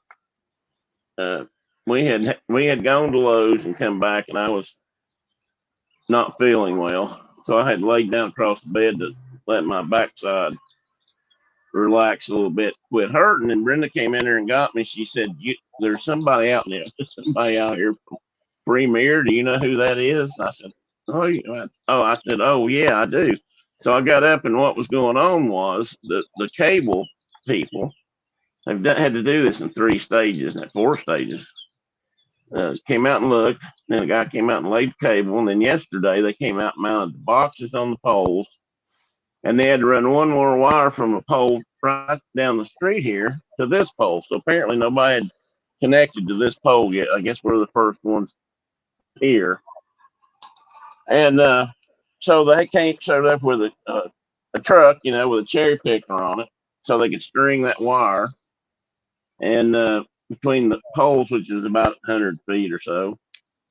But they couldn't, cherry picker wouldn't reach this pole. So the guy came out, actually strapped on the cleats and climbed that pole. I hadn't seen that done in ages. Because nice. in Knoxville, they just could drive up in their truck, get in their cherry picker, and, go right up to the bucket. So while this was going on, one of the guys, I don't know if he was like the foreman of the crew or what, but he run the cable. He pulled the cable out down to that next pole. Well, when he did, there's some young people in that house, the next house down that way, that I guess got his attention. There was a dog barking, of course, and it was barking treed, although it wasn't barking treed. Well, they started saying, "Oh, there's a baby coon up in this tree. There's a baby coon up in this tree." And before it was over with, they had the tree climbing guy, the pole climbing guy down there, and he climbed up in that tree. And I guess he fetched down a small coon. It was just about this big. And they figured that during the night, I'm thinking that during the night, the mama and the baby coons came for a visit looking for dog food and stuff, because they've got 2 or 3 dogs that are outside all the time. And one of the dogs evidently ran that coon ran them off and ran one coon up the tree. One of the babies climbed the tree by itself. So I don't know. And that guy, I've never actually had a guy come to do a job and somebody say, "Hey, can you rescue my cat in the tree?" or anything like that. Get this coon out of the tree for me. But they finally got it out of there. And I think it was way up near the top of the tree. Oh. And we were sitting here talking. The young lady that was doing the box installations came over here. She had to wait on them to finish, because she had to check the lines, do the final continuity checks or whatever through the lines. And we were talking. She said, "I told him he was going to get bit." And I said, "That coon gets a hold of him, he'll think bit. I mean, even a little one's got good teeth." But I guess it was calm enough. He got it. Didn't say anything about getting bit, but it was almost, to me, I was thinking about your grandpa talking about a muskrat going up one arm and eating his way up one arm and then down the other. Biting you the whole way. Yeah, biting, and clawing you like crazy. But they got it. I don't know if they're going to. This lady that was up here, she at least knew that you had to have a permit or you had to turn it in, because raccoons are not supposed to be pets in this state. They're a game animal too, so yeah, they're a game animal and they're indigenous. You're not. I think the way Tennessee's law reads is you're not supposed to have any indigenous animals, indigenous to Tennessee, as pets. So and I was just watching a video yesterday of a gal that little girl was out on her back or front porch, I don't know which one, and this big old coon run up and grabbed her by the leg. And I think it just had her pants, but it was like latched on, and she was screaming bloody murder. and her mama come out the door and grabbed that coon by the scruff of its neck and held it up in the air for a while, like spinning in circles, trying to figure out what she was going to do with it. And finally just did like a discus throw. Just let it go. She just was spinning around in a circle, and she just pitched that coon, and it landed like 50 yards away. But I'm like, I hope you took that little girl in and got some. I mean, that's not, it was a big old fat coon too. It was like a, 40 pounder. Oh my God. And it had that little girl. She was I'm just bet it did. a 5-year-old girl, looked like. Tina, I'll tell you why they took that baby coon out the tree, because they're fucking hillbillies. Excuse me, they're hillbillies. You can't say that. Bleep him out. I have to bleep myself there on that one. No, they just, I mean, that, and honestly, growing up, we probably would have done the same thing. I mean, Because they're hillbillies. well, I mean, if you see a coon in a tree by itself, a baby coon, first thing you're going to do is try to make a pet out of it. But they may have taken it to the rescue. There are people that rescue them around here in places, but they'll take in a small wild animal They're like that. probably just tired of hearing their dog tree. Well, that could be too. Okay, I got a bird here. Let me see what I got. Oh, no, I don't. Some of these finches can get on a wire and they kind of stretch out and they almost look like a swallow. Oops, there's my hummingbird. Do you have a Western Tanager at your house today? No, but I know a guy did. I don't know where he went. He's not here anymore. But, Well, maybe, let me check. Maybe come out this way. and we only get them like, I'll see them maybe for a week, and then they'll be up in the mountains and we won't see them anymore. But well, we got scarlet. Yeah, we got scarlet tanagers here occasionally. yeah, gorgeous birds. Yeah, I've mostly seen them in the mountains, but we're high enough here that we might start seeing them. I mean, I bet you got them in the woods there behind the house. there goes the youngins. Let me see what they're carrying. Of course, they're high canopy birds, so yeah, that they might be up on the hill. But yeah, we might. Remember when I went to work for Land Between the Lakes, they were doing all that tick research down there. Yeah. And my first duty as a wildlife technician there was walking transects through the woods and see how many ticks you could get on you. and shooting the first 10 songbirds I saw. Really?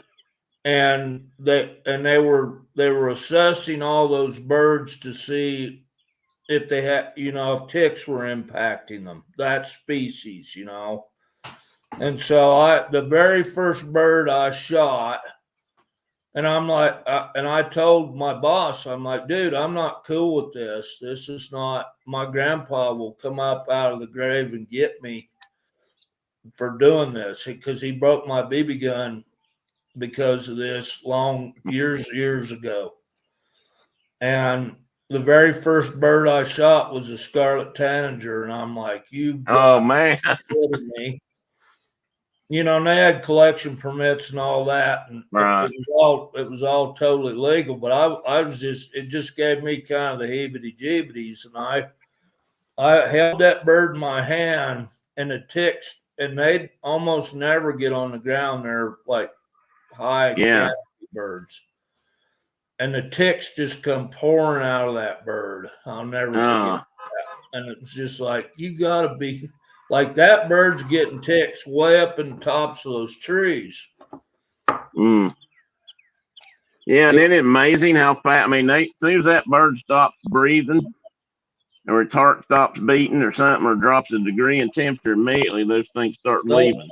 They just start leaving, and I got it in my hand, and it's like all them little devils are coming pouring out of him. And they had those seed ticks so bad there. Oh yeah, I know. That was the most awful. Anyway, I only had to do that for like a day, and I Yeah, never, just so never and had so to do that again, which was I that's was good. thankful for. I wouldn't like to do that either. Because for one thing, you and I both were taught like Yan and watch this new. You ain't supposed to be shooting those songbirds. I Well, could shoot. Grandpa took my BB gun. I had at that time it was probably just a Daisy Red Ryder. Smashed the stock on the nearest fence post. Boom! Broke the butt stock off of it. Handed it back to me. Made me build a fire. Burn it.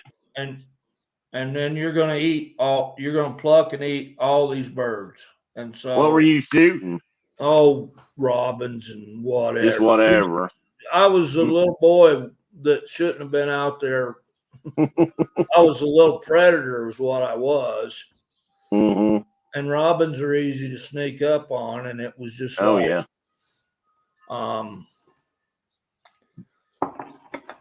And quite frankly, robin tastes about like a mourning dove, so they're not too bad. But blackbirds are Yeah. not good.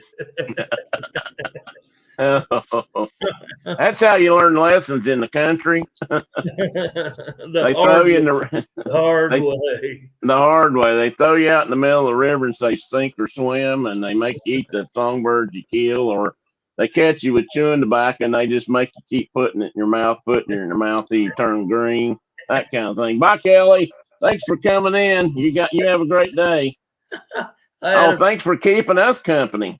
I had a friend in boot camp that went to boot camp, Marine Corps, and and they caught him with a pouch of chewing tobacco in boot camp, and the drill instructor made him eat it. Oh God! Dang. Oh, I wouldn't like to do that. He had to stand in front of the whole company or his whole platoon and eat that chewing tobacco. Mm, And he never did that again. I bet he didn't. And he was old enough to know better already. I told you about getting in trouble with chewing tobacco when I was in Florida. That's kind of the same. I mean, there wasn't any, when I went to aircraft school. Yeah. Really? Yeah. I had. Well, I plucked myself You was right in out of college, buddy. Well, I know, but I chewed tobacco, and Yeah. when we were out in the shop, and because I plucked myself right out of East Tennessee and took myself to Florida. But I had a teacher for a while that was from Virginia, so he knew what chewing tobacco was, But there was a whole bunch of kids in that class, young men, that in my group that didn't know about chewing tobacco. They were all from I don't know why, but there was probably half that class was from New York or New Jersey or the coast up that way, and then the rest there was a few of us that were just out of high school basically, and then there were some veterans because a lot of people were coming out of the Vietnam and the military, and they were going to school on GI Bill and stuff. Anyway, so I had chewing tobacco, so it evidently made some people curious, they'd ask about it. So one day I'm standing there, and this one kid, I can't remember if he was from New York or Virginia, Tidewater, Virginia. Anyway, he came up and asked me about my chewing tobacco. And I just loaded my jaw up, and I was doing whatever we were doing. He said, "Can I try that?" And I said, "Well, I guess you can. It's up to you. I'll give you some if you want to try it." I didn't tell you this. I'm thinking not responsible for the consequences. Not taking your responsibility for your act. So I gave him some. I didn't give him a great big mouthful, just a little bit, enough to pack in his jaw a little bit. So I go back to he goes back to what he's doing kind of on the other side of the shop there, and I'm working on my side or my table. And a little while later, the teacher come over and he shook his head. He looked, pardon my language here, but he looked me right in the eye and he said, "God damn you, Pruitt." I said, "What did I do?" What? like, what did I do? I didn't do anything. He said, you know why? I said, what? He said, I can't remember the guy's name. He said, he's over there green as the damn gourd and about to puke. I said, well, for why? And he said, because you gave him chewing tobacco. And I said, well, he asked for it. I didn't make him chew it. And I said, he wanted to try it. So I gave him a little bit. He said, you know better than that. I said, well, what are you supposed to do? And he never asked for any more. I know that. He's like, damn, you knew better. I said, yeah, well, I kind of had a feeling that might happen, but I wasn't going to stop him. My mama told me one time, she said that was one of the, I don't know how she put it exactly, but she said she told me that was one thing about me she hated or didn't get. She said, smoking or chewing tobacco. She said, I reckon it just never made you sick enough not to want to try it again. I said, no, I guess it didn't. Hey there. How are you, sir? He doesn't own any clothing that doesn't have a dinosaur on it. Well, then you ought to have some to share. I think I need a shirt like that. You need to get Tim one of them shirts just like that one. Maybe for Christmas. What is that dinosaur? I don't know. I don't know. Oh, surely you do.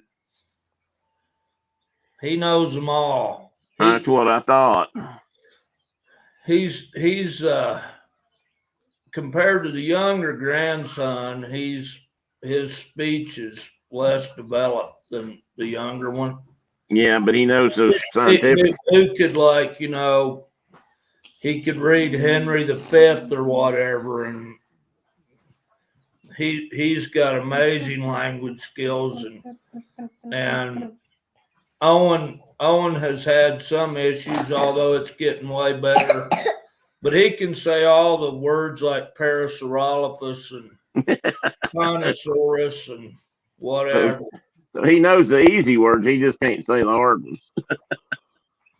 Yeah. I can't even say that. He knows all the dinosaur names. Parasaurolophus? Oh, how's that go? How do you say that? Parasaurolophus?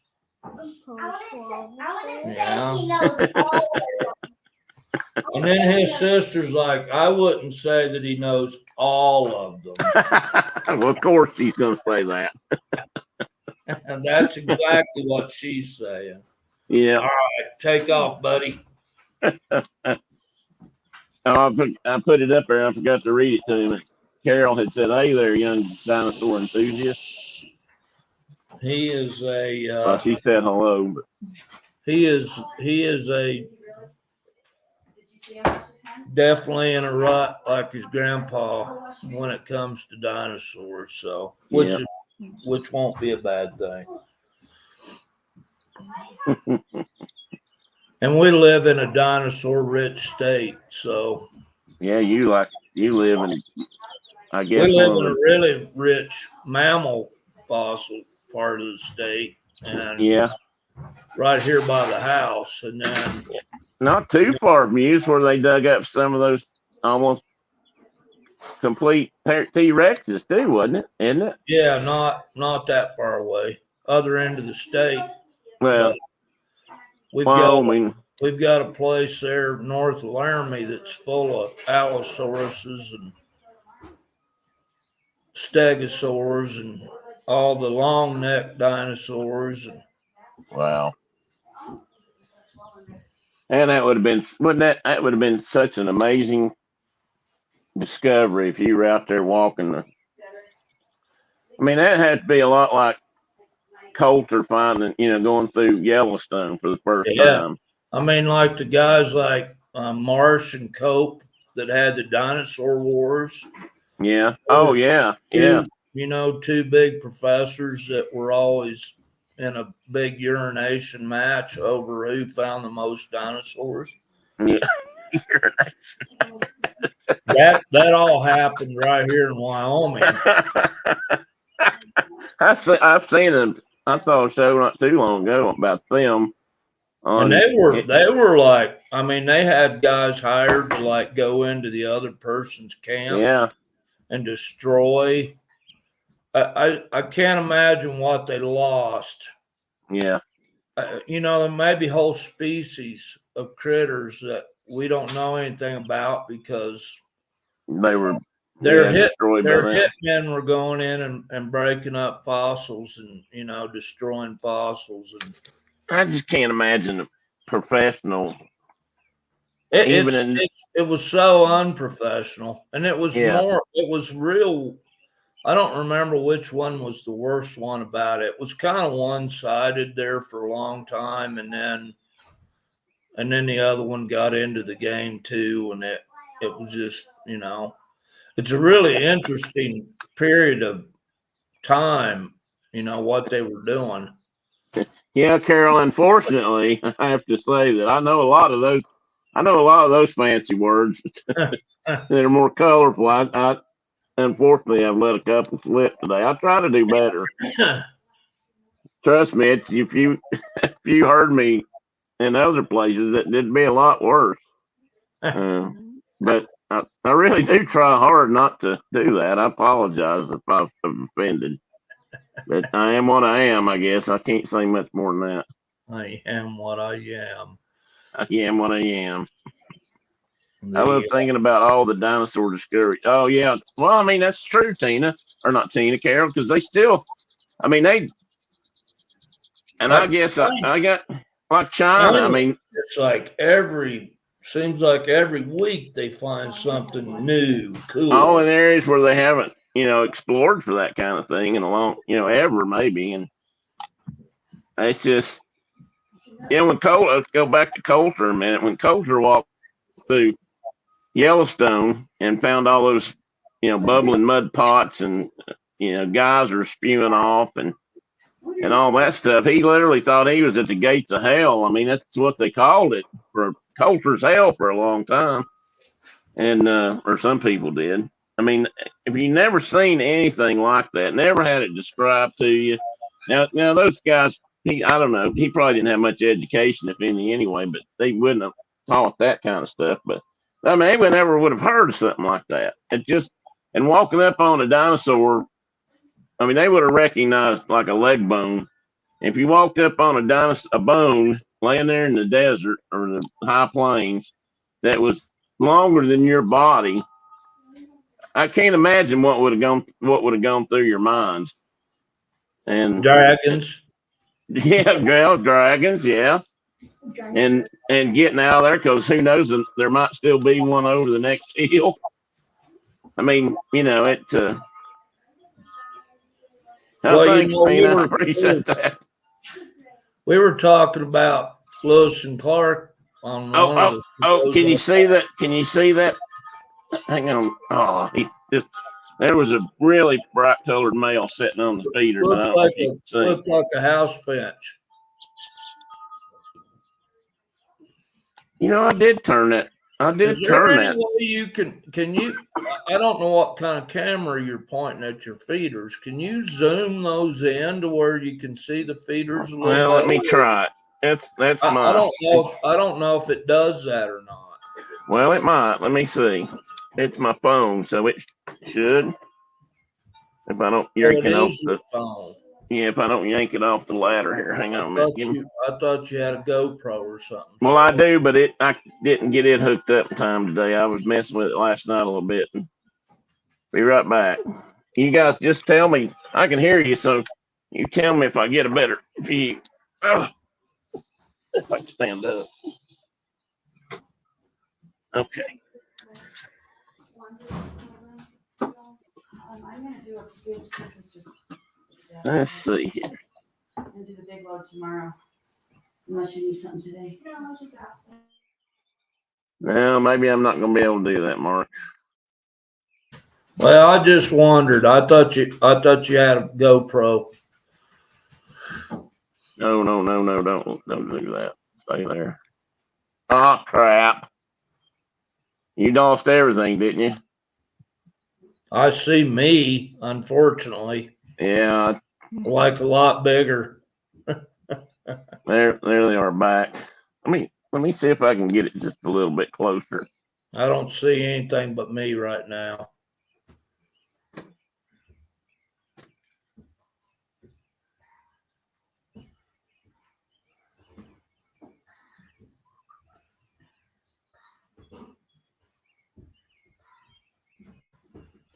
I don't know if that's any better, but Well, we see a don't. little bit more.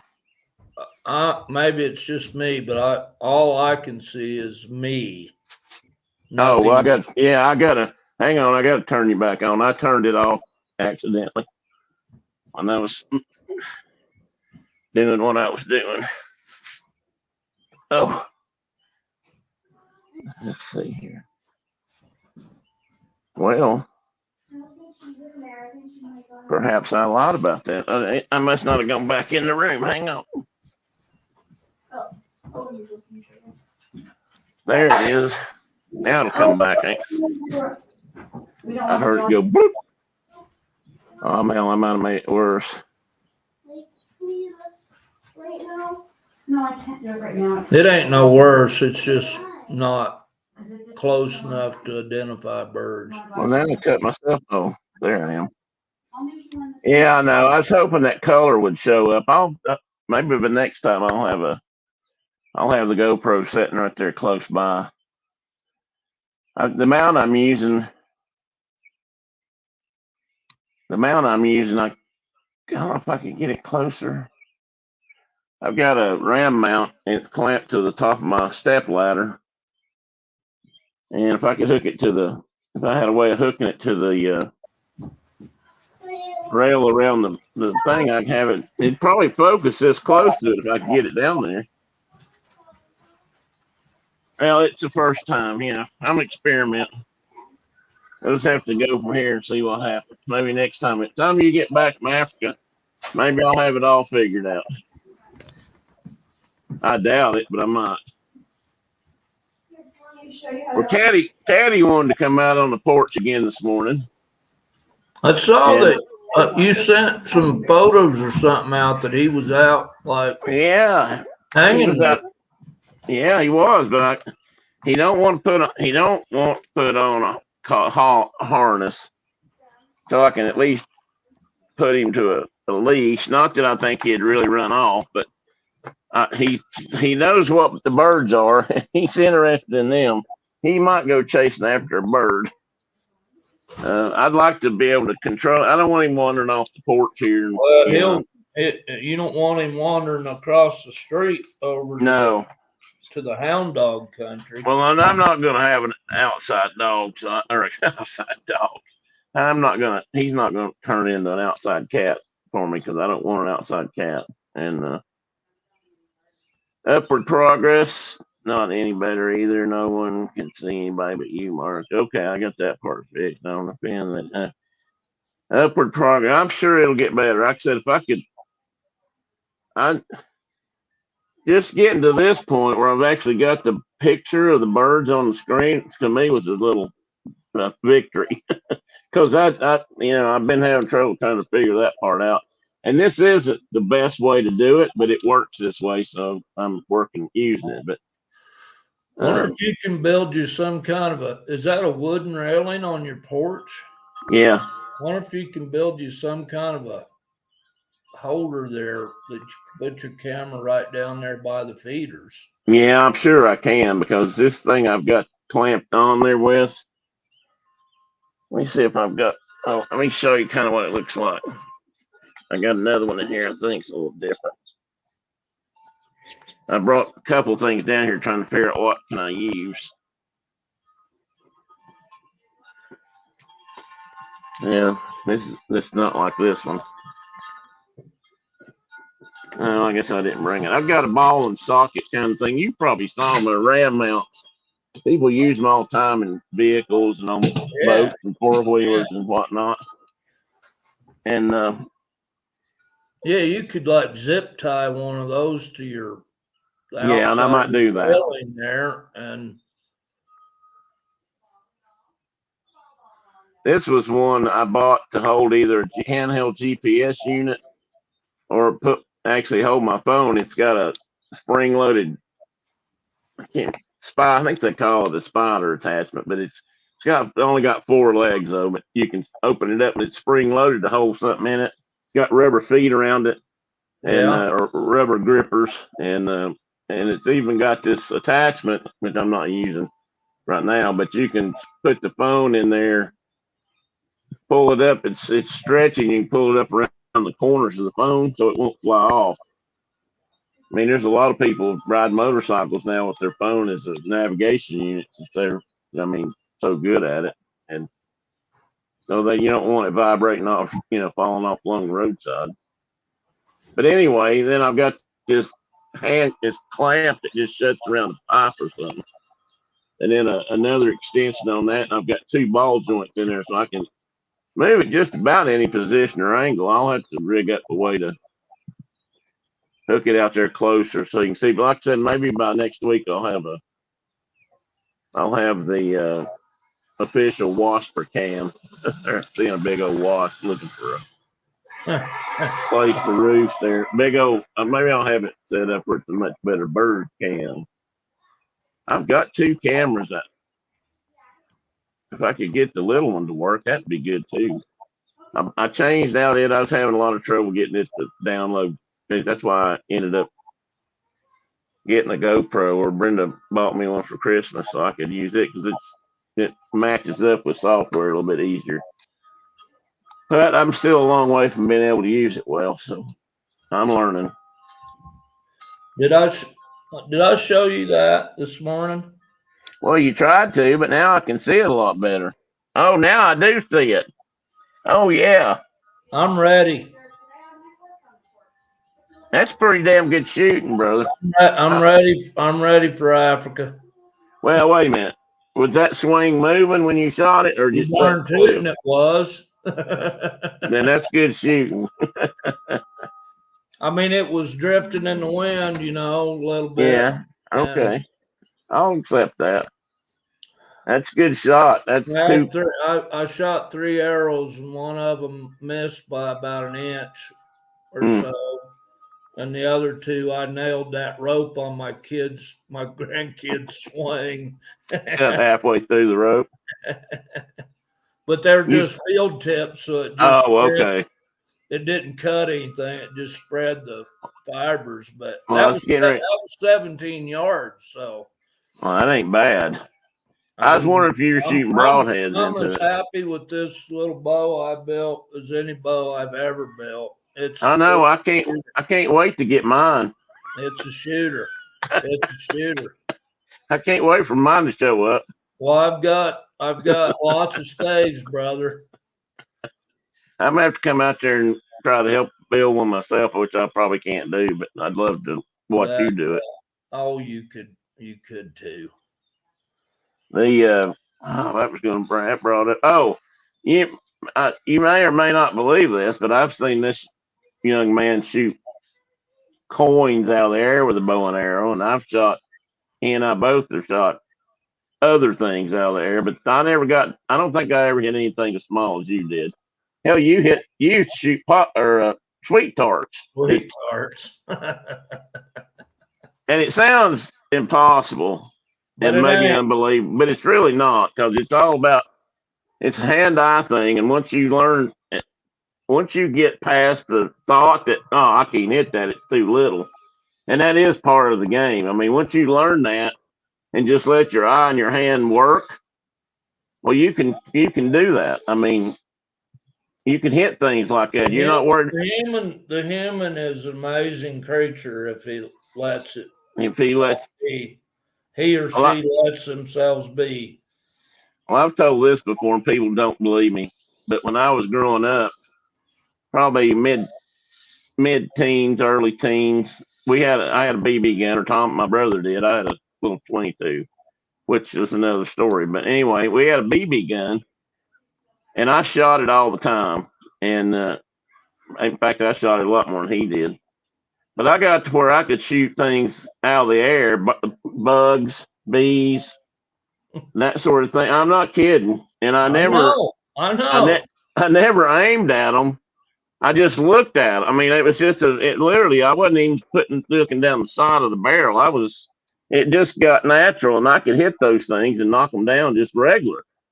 And I have done it with a 22, although I probably should tell that part. Oh, I got a big old grackle on the wire out here now. See, Yeah. but you can do that. They were shooting the Bodines were having a shooting contest at one time with Jed with his muzzleloader, and I think Jethro had a lever action rifle, and they were shooting flies off the wall, like across the yard. Yeah. and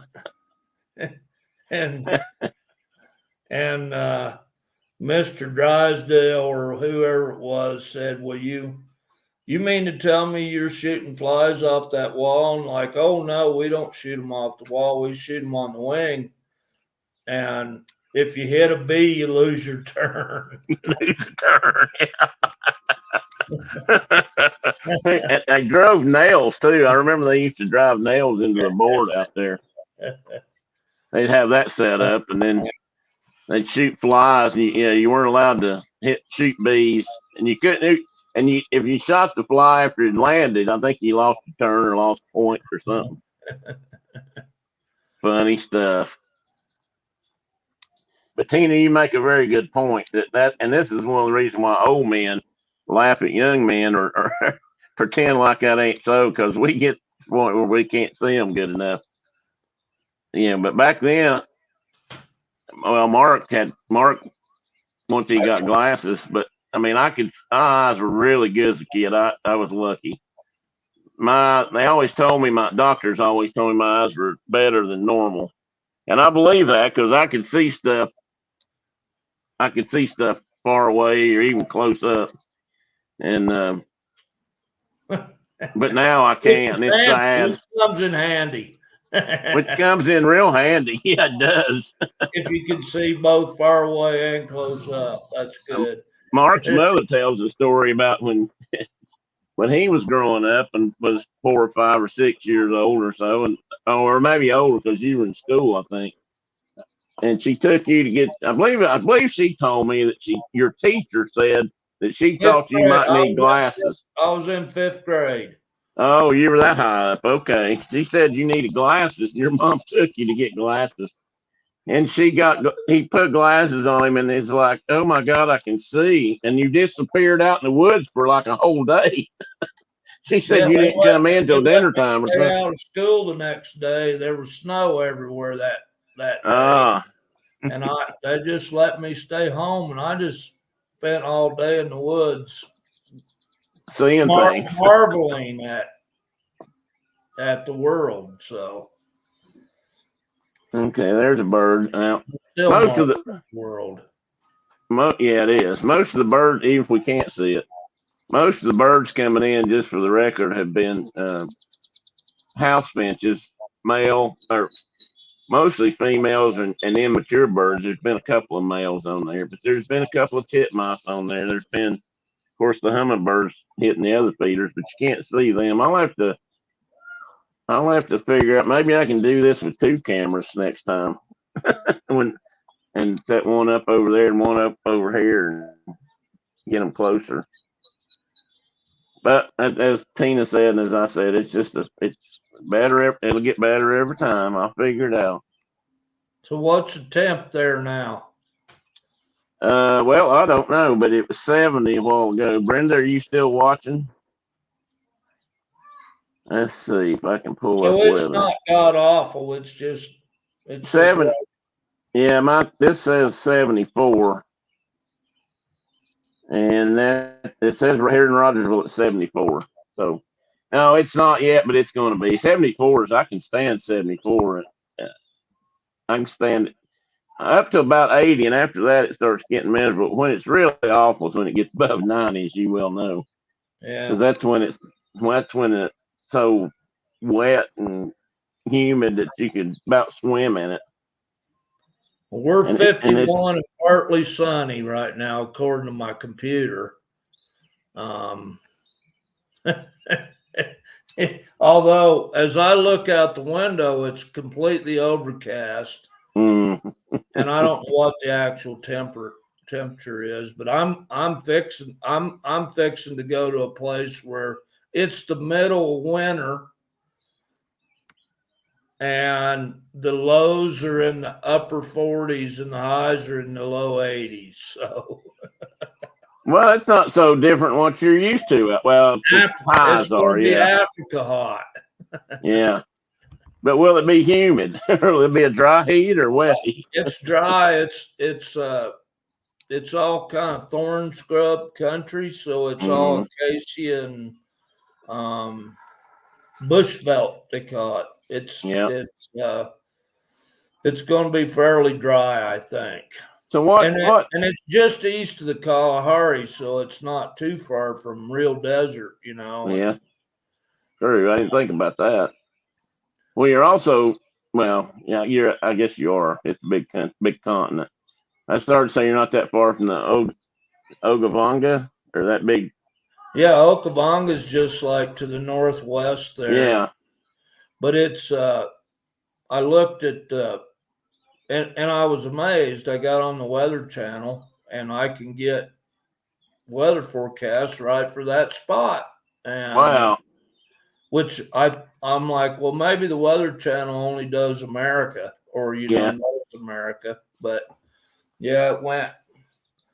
They've got the forecast, and it's like every day is like almost exactly the same for the whole period of time we're going to be over there. It's going to be 48 at night and 82 in the daytime. So that's going to be nice. And bright and shiny, sunny, no rain, nothing forecasted. So well, I've got two questions before we start. I know you probably got to get busy. Will be crawling. One's what? The mambas will be crawling. Oh yeah. Oh yeah. It'll be plenty warm enough for snakes to be out and about doing their thing. Oh crap! What was I getting ready to say? Well, I was going to ask you what do you think, other than the critters you're hoping to hunt with just a couple of things, but I mean outside of that, what megafauna do you think you might see over there? It's going to be special.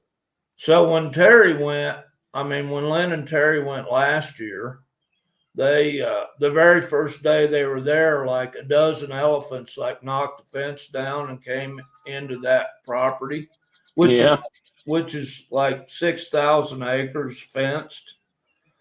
Because that's how they do, everything's like high fence, but it's not like it's not like you're hunting in a 10-acre pasture. It's thousands of acres. And he has all the concessions for like miles and miles around that place. So we have 100,000 acres to hunt on, which is cool. But the very first day they got there, they just showed up to the property in the afternoon, and the boys were all out fixing fence, and Terry went out and helped them fix fence. And a dozen elephants had just walked over the fence, literally just bent the post over and came into that concession. And then they got to watch them, and then they turned and went back to the fence and walked another post down. Because they wouldn't want to do the same one twice. But there's tons of buffalo. There's a lot of giraffes. I think giraffes would be saw pretty cool. leopard tracks every day. That would be cool. They heard the first 2 or 3 days they were there. They heard lions calling, but never saw them. And then all the other creatures, nyalas and elands and water bucks and impala and warthogs, and there's a lot of critters. Cool. I know what I was going to say now. I started getting, and I'm sure I signed up to follow his one of his web pages a long time ago, but I've been getting things on Facebook from Peters or whatever how he pronounces his name. Stanley Petersay. Stanley Petersay. Yeah, I've been getting stuff from his website showing pictures and things they're doing right now. I guess right now season's hitting. I guess wintertime for them which is now or coming up is, I guess that is the season to be out there hunting and stuff. I mean, that's when they do most of their business. And so we just had a guy that Terry had met that's from Wyoming. He's a Rocky Mountain Elk Foundation guy that Terry sees fairly regular. And he just went over there and shot like a great big buffalo and some other things. And he had a wonderful time, and he was over there for the time period before ours. So he just got home. And he's probably going to get a divorce because he shot way more things than he was supposed to. Oops. And the key to that, folks, is but I'm not going the cost. That means he shot stuff that he's now got or had to pay for that his wife wasn't expecting. Because it's not to do this is not cheap. It's expensive. And I mean, I don't know about the getting over there and the staying and stuff, but for every animal you harvest, you pay quite a fee. It's not just something they do that lightly. The big expense is getting over there. Yeah, well, yeah. I'm sure that's true. That's the big expense. So, and I just I'm the camera's always going to be going, and the wife's going to take probably 1 million photographs, and it's going to be good. They got lots of baboons and lots of vervet monkeys and lots of, stuff like that running around. And the bird life is just amazing. And you can get them monkeys up a tree. You can get those monkeys up a tree and shoot a big net over them and vervet monkeys and catch them that way. And we can catch like 5,000 of them. Tell me again, Sean, what did it look at the silver missile? It was blue and red, the blue and red missile. And the great big blue and red rocket. Yeah. Went up, or the red and silver rocket went up against the blue sky. And I didn't see it. I had my red buttons. Wasn't that red buttons? That was red buttons. That's who Teddy's named after. I mean, kind of that character, because like I said, he'd fit in my pocket, and the first thing that came to my mind was Pockets in that movie. And that's where Teddy got his name, Teddy Pockets. And because I just thought that I loved that character. He was and it's funny. Yeah. It was always funny to me that those two gentlemen were in a movie together, because socially they couldn't have been more distant. And really, their social, I mean, I don't doubt it. Their social views, John Wayne and Red Buttons, but yeah, that's well, I think I told you, maybe I've told you on here, that Samuel got a hold of Mama's credit card when he was way too young to know how to use a credit card, and ordered the entire John Wayne collection that you got one a week or something. They delivered them, but VHS tapes. And they're out here in the Quonset hut at my place right now, all those tapes. But his favorite movie ever was Atari, and it's one of mine too. Yeah, me too. I went years without getting to see it very often, and then I found it on. Now that I've got streaming internet stuff, I can find it and watch it, and get to see it more. Well, then I finally actually broke down and bought a disc of it because of that, and now I've watched it. I probably watched it. I have it downloaded on my tablet. I know. I've got it and the African Queen and I'd like to find some more Africa movies before I leave, but all the Tarzans. You can watch them on the plane on the way over. Which, speaking of Tarzan and another squirrel, Edgar Rice Burroughs that wrote Yes. Tarzan. Yeah.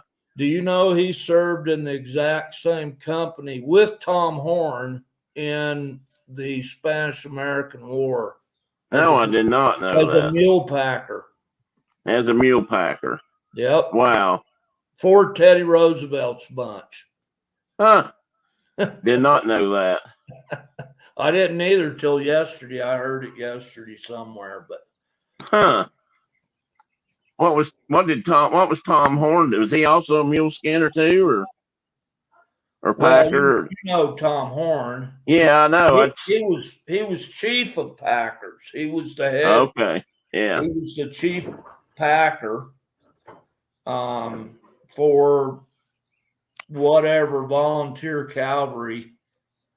And both of them ended up coming down with yellow fever when they were down there. Huh. I almost killed Tom Horn. But anyway. Well, I was going to tell you, I started a little bit of weird trivia. Yeah. I downloaded another one of Capstick's. I think it's Capstick. Death in the I just read Death in Longgrass. Death in the Silent Places. That's the one I'm listening to right now. And he was telling that I got a different version might be the more real version actually of the whole Savo Lines thing. Oh yeah. And that was quite the story. I mean, you see it on the movie. I thought the movie was good, but it's not the same as the stories I've read. If you've read the book that he wrote, that Patterson wrote, yeah, they took a lot of liberties with the movie. Yeah, they did. There was no Remington. He never even existed over there. No, it was just him. But it was even more. I mean, the story is unbelievable. Just reading the book, it is. And what people don't realize is that those lions didn't just kill people at the bridge at the Savo River. No, they followed those guys for like 250 miles. Yeah, they were devoted. Don't take this personally, Carol. They were definitely devoted carnivores. Them boys were. Yeah. Those two lions. They were Neither brothers. one of them had a mane, which was weird. They were big. They were big. They were abnormally large and they were maneless, and they followed those guys for like I said, like 250 miles up that rail line as they were building the railroad. And up to the point where the workers finally got on a train, said, "To hell with this! We're not going to do this till you get rid of them lines." Yeah, they were plucking people out of their tents every night almost every night there for a while. And I was sitting there listening to that yesterday, or maybe it was even this morning. I was listening. They were talking about Patterson talked about being in a tree or being nearby and literally hearing them chew somebody up and just crunching bones and making line noises as you eat, making small talk over the dinner table, I guess. But they were devout. It makes you wonder where they started when they started eating people. I mean, usually there's a reason for that, or it couldn't have started right there at the bridge. They must have been man-eating before that, because they were they found some of their hidey holes and things, and they're just full of people parts.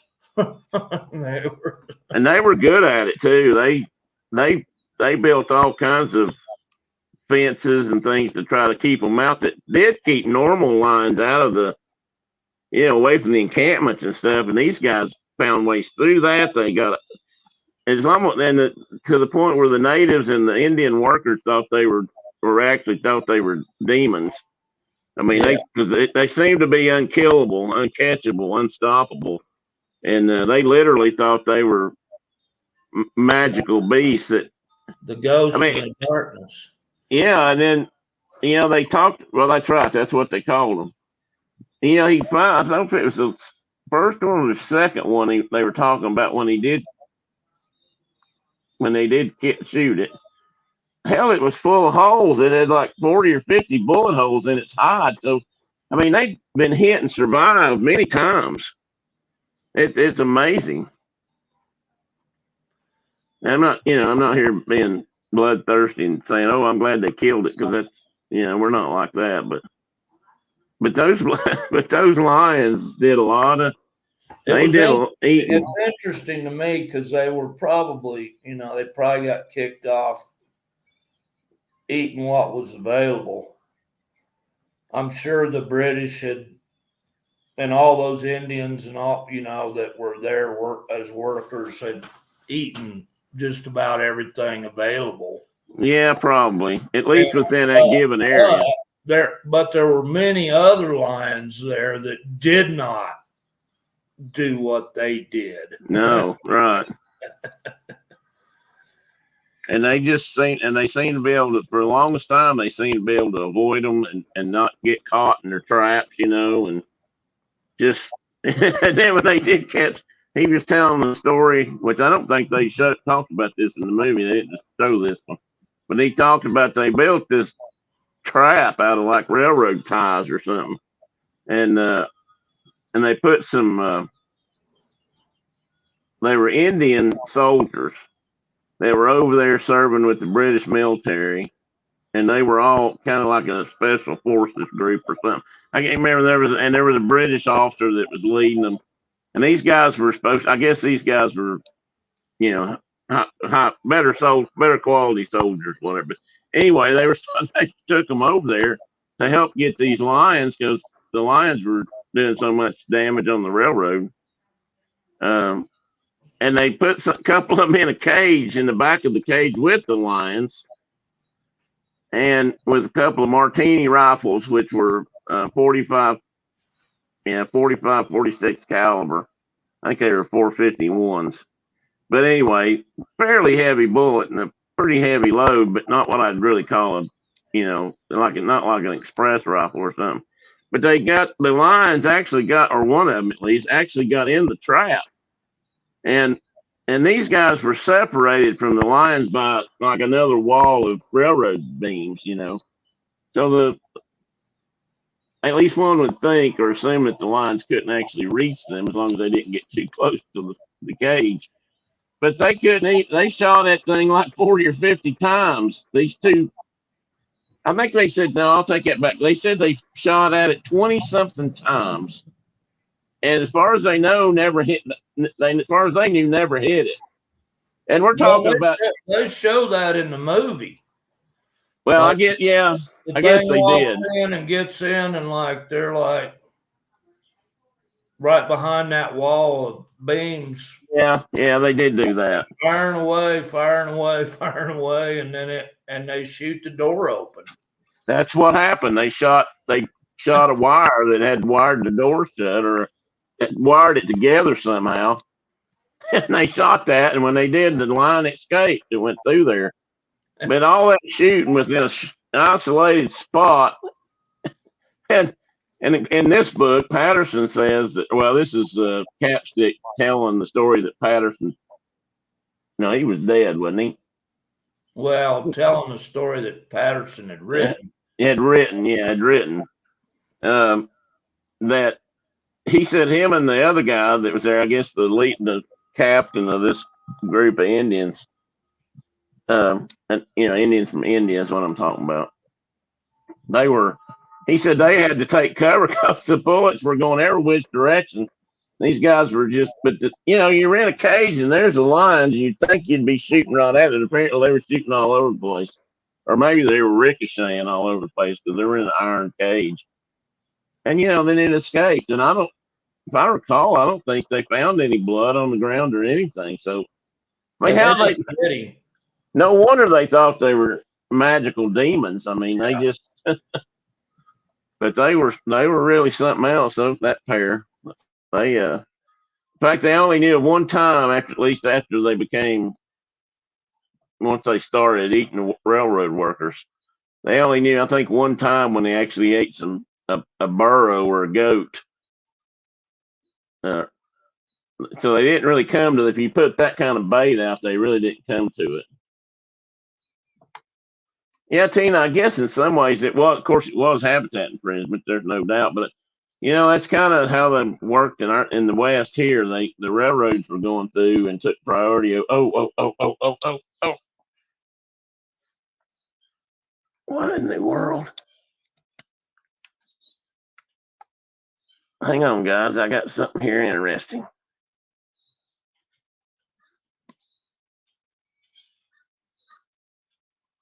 Oh, I got some kind of a falcon. Mark's not here. He's got a long tail. I'm here. I got a falcon out here, some sort, buddy. It's kingbirds. I got some kingbirds here too, and they were chasing him. But he came across right, not too far from the house. But I didn't have my binoculars, and so I couldn't get a look. He had really long. Kind. Huh? Is it a kestrel or something? No, I thought at first it might be a kestrel. No, it was bigger than a kestrel. It wasn't a red tail or a red shoulder. It had a long tail and really pointy wings. I don't think it was a Cooper's. I think it was bigger. Maybe that's him right there. Hang on a minute. Ah, damn it. They're getting away from me. I don't have the visibility here for. My bird hide here is not the position in its appropriate spot as it should be. But he came right by here with two kingbirds right on his tail. Time I got my knockler up, I couldn't see him. I need to quit saying knockler, don't I? I shouldn't say that.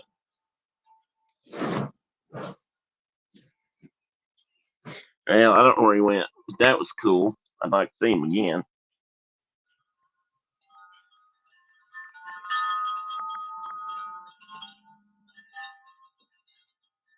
What are you?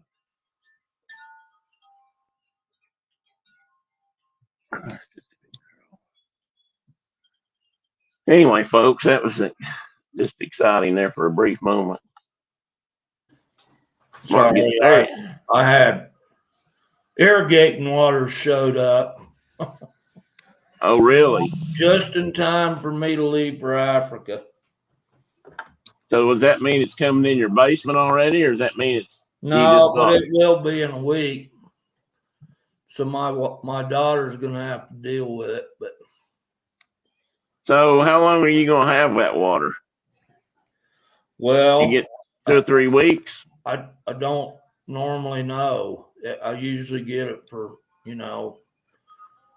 10 days to 2 weeks. Last year, because we had so much snow the winter before. Yeah. That ditch was full all summer, which is just unheard of. And it was a pain. But, yeah, I'll have to go set the sump up, get that ready to go. You heard? I heard. It showed up just in time. How did you hear it? I screamed. Because my wife hollered. Oh, okay. Okay, I got it. They're out there at the ditch. Okay, I got it now. I thought maybe you had a bell on it out there when it started flowing. No, it's here though. Well, I probably ought to start wrapping this up, but I didn't. This will be the last time. The bird.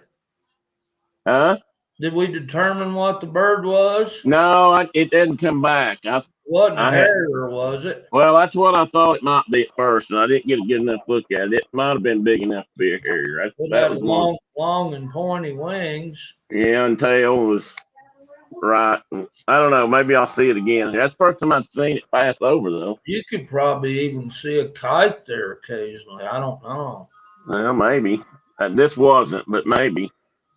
This definitely wasn't anything really cool like that, but it was, I mean, Well, if it didn't have short, rounded wings with a long, rounded tail, it wasn't a Cooper's Hawk. So no, I bet it was a Harrier. yeah, that's what I'm thinking too. Although it's possible, may not be likely, but it's possible that I can have a peregrine up here. You This could, isn't, I mean, we've got some now in this area, but but they don't generally soar. well, Was he it wasn't soaring so much as he was escaping at that moment.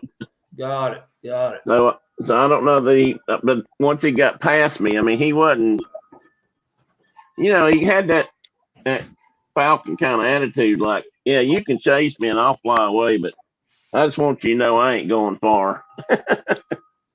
And if I decide to, I'll turn around and eat you. Well, that's a robin. That's just something little. I'll gain altitude and come screaming down on your back at 300 miles an hour. There'll be nothing but a big tuft of feathers. Now, we've got a nest of peregrines, well, probably multiples now, but about, I don't know, 20 miles east of the house here over on the Green River in the cliffs over there. We've got peregrines and then we see prairie falcons here all the time and kestrels. Yeah. That's right, Tina. They didn't have as much snow this year. Nothing like they had last year. Yeah, I mean, that last year was monstrous. Yeah, you guys have peregrines, Tina. Not right where you're at, but I know for a while that some of the famous peregrines that were being shown a lot as they were coming back were the ones up around where Kodak is. What's the name of the town where Kodak, Eastman Kodak was, or Kodak? They used to have they may still have a camera up there where they had a nesting set of peregrines for years and years and years. Up by Kingsport or where? No, this was up in New York.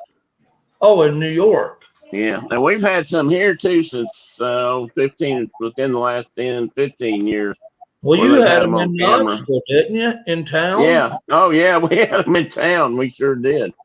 They were nesting on bank buildings or whatever. Well, they were hunting off the bank building. They were probably nesting off of it too. They like to say it. There was a Hilton Hotel right there in the middle of Knoxville. Yeah. And that Hilton Hotel had a big sign on top that said Hilton. Well, right in that crossbar, that sign of the H was where the peregrines used to sit there. They'd eat pigeons there. They'd eat pigeons. Well, they'd stoop on them and catch them and bring them back to that spot and eat them. Well, it just so happens that when they dropped the parts they didn't eat, like the head or something sometimes, it would land right in the front door of the hotel. which was concerning at first, I guess, for the hotel. Welcome to Knoxville. But then it became kind of they realized, I guess they were complaining a little bit to the powers that be, but they figured out that real fast that their guests weren't upset about them doing it. They were more upset when they talked about getting rid of them or, moving them. Oh, I got hummingbirds on the flowers. Hot damn, Brenda will be happy to know that. She just hung 2 flower pots up here. And I just saw them in the flowers. That's the first time I've seen them in them. Anyway, they figured out the guests were glad. They thought it was cool that they were up there, and they were dropping pigeon heads down there where they could see them. But so the bellhops or the door, whoever helped at the door, they had to go out there once in a while and clean up the debris. But they didn't do anything to the falcons. And I don't know, last time I heard anything about them, it's been a couple of years. So I don't know if they're still doing that or not. But I found out they were eating on the H and dropping them down the front door. I just thought that funny thing I'd ever heard. I mean, I love that part.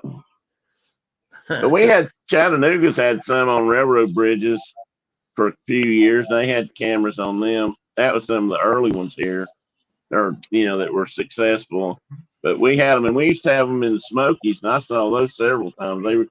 There was a cliff face up on one of the main trails going up Mount LeConte, and you could look across the holler there up on that cliff face, and there was a pair there that nested and raised young for years. Probably still are, or probably some of them are still there.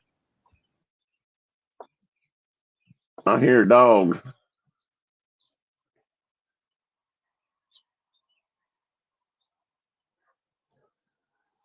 I see a bird book. Speaking of birds, right behind me.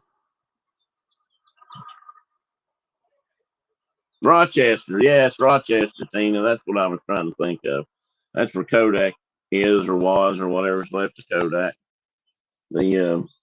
That's where they had. That's where I used to watch those birds. It's cool. I mean, that's one of the. I think that's another one of the great things about the age of miniaturization and electronics is the fact that we can put cameras down places. Of course, put cameras in places you don't want them, but we had lots of opportunities to put them on nesting birds, owls. There's several hawk cameras out there and eagle cameras, and then some owl cameras that I used to look at a lot. There goes your motorcycles again. Yeah, but that was just one guy, and he was following a hay rake. Or no, what do they call that thing? It puts them up in. Yeah, but it helps turn them over so they dry out better. What's that thing called? A hay rake. Yeah, that's just called. That's what I called it. But there is a name for it. But anyway, he was right behind that thing. I just was thinking a couple of days ago. The next door neighbors here got a. They must have a whole fleet of Kubota stuff. So they're cutting hay already.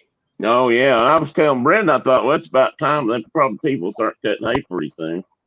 And sure enough, yesterday when we had to go, we went down to Lowe's. I started seeing it in big fields full of hay. I mean, we've got a pretty good.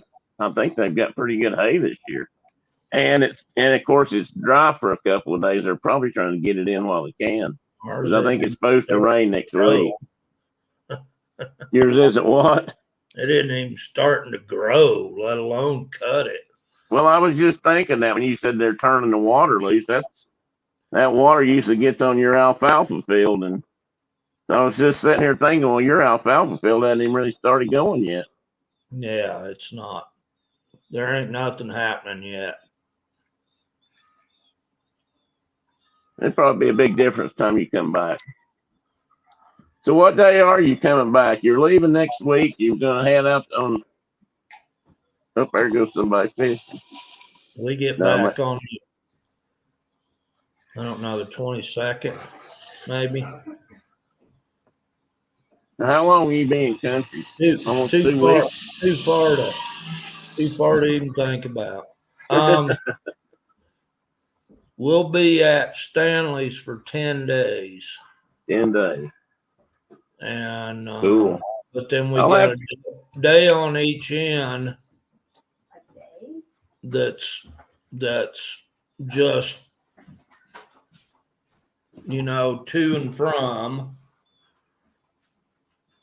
Jayburg, and then a day on each end that's travel, air travel.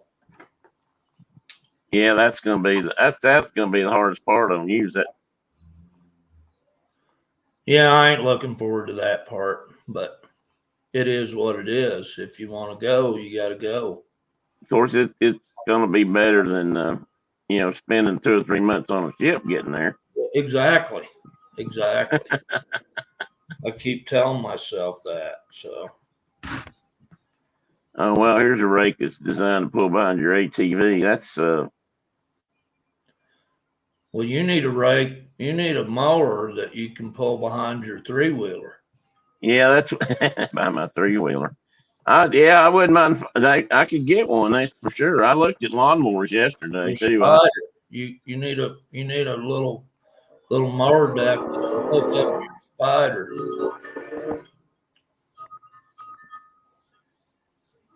well, there's one of them things. I guess they don't. I don't know. Maybe that was just somebody called it and I knew I can't find one called that. Yeah, I looked at lawnmowers yesterday. They make some. Everybody. The thing around here, everybody around here except one family has 0-turn lawnmowers. And apparently, mowing your yard right around here is a big deal, which I'm not that keen on. I'd sort of like for mine to dry up for the summer, but I mean, just be honest. I got spoiled at that other house because there was so much shade there back then. Not any shade there now. The shade there back then that the grass didn't grow much, so didn't have to spend too much time mowing it or getting it mowed. So, but this place has got a real yard. It's time I get enough trees on this yard to grow up and stunt the grass, I'll be long gone, I'm sure. Well, I'm looking at your bird feeder cam, and I see like mowing. Somebody's mowed. Yeah, I got a guy mowing it. He came out Wednesday and mowed it. And last week, in a week's time, man, it was ankle deep or quite a bit deeper. That's where we're at. We're trying to decide if we're going to get something and mow it ourselves. Because I can about buy something for what I pay him in a year to mow my yard. So it's hard to. We're trying to figure that out. Yeah. But we got to get things like we got our bathroom done and it's finished. Now and this air conditioner got fixed, so now that's done. And thanks, Chuck. Chuck leaving? Oh, okay. I don't know. He just said Safe trip. Bon voyage. Bon voyage. Well, we need to talk before you leave. Don't run off and not give me a shout before you head off across the pond. Oh, I'll talk to you. And I'm going to look for you on Peter's webcam or Stanley's webcam. He posted a picture of, so don't be camera shy, because I'm going to look for you over there. All right. He's been posting pictures lately of people that he sat out on safari. He had a guy. I think he had a picture of a guy with a bull or a buffalo from Bogo. I bet that was Darren, the guy from Wyoming. That might have been. It was a 45.5-inch buffalo. Yeah, this was a pretty good size.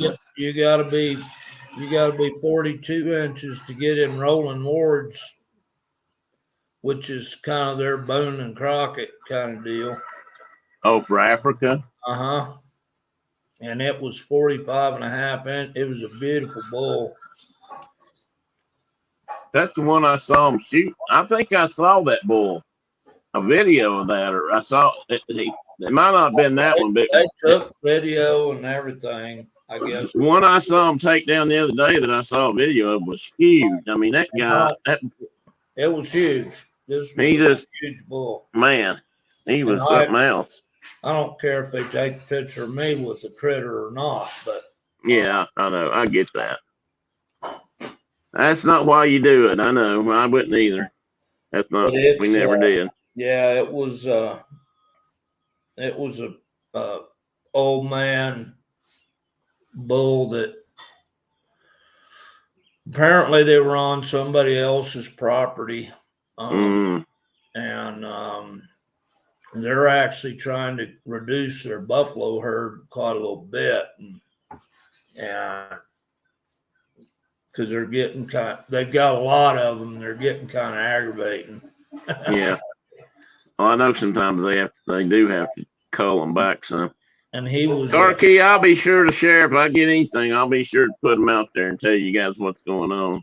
He was a bruiser. So, well, I've got that camera around again. The guy had been talking to Terry for over a year because Terry had gone last year.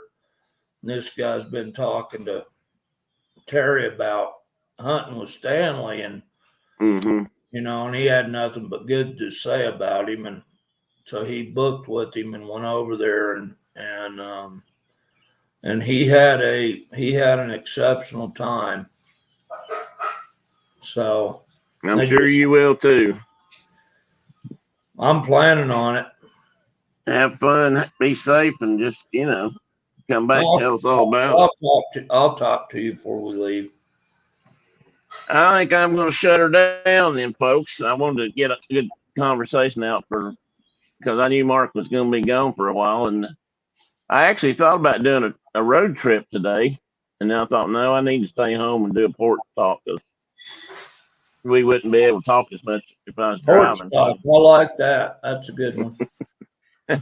I can't remember what I put on my thumbnail. I put something like that on my thumbnail about it being porch talk or on my description of it. But Yeah. you guys, thanks for being here. Chuck, Tina, Carol, anybody that's left, and everybody I'm not saying. And you guys have a great weekend. I'm going to go in here and rest my backside for a little bit, and then I'm going out to work in the library for the rest of today, I think. I got to get some things organized out there. I'm finally starting to make headway, so that's a good thing. Anyway, talk to you before you leave, brother. Tell everybody I said hey. And you guys all take care out there. So again, thanks for coming in. Don't forget to hit that like button. Subscribe if you haven't. And we'll see you again next time. Thanks, Carol. Later on. See you next week, guys. Don't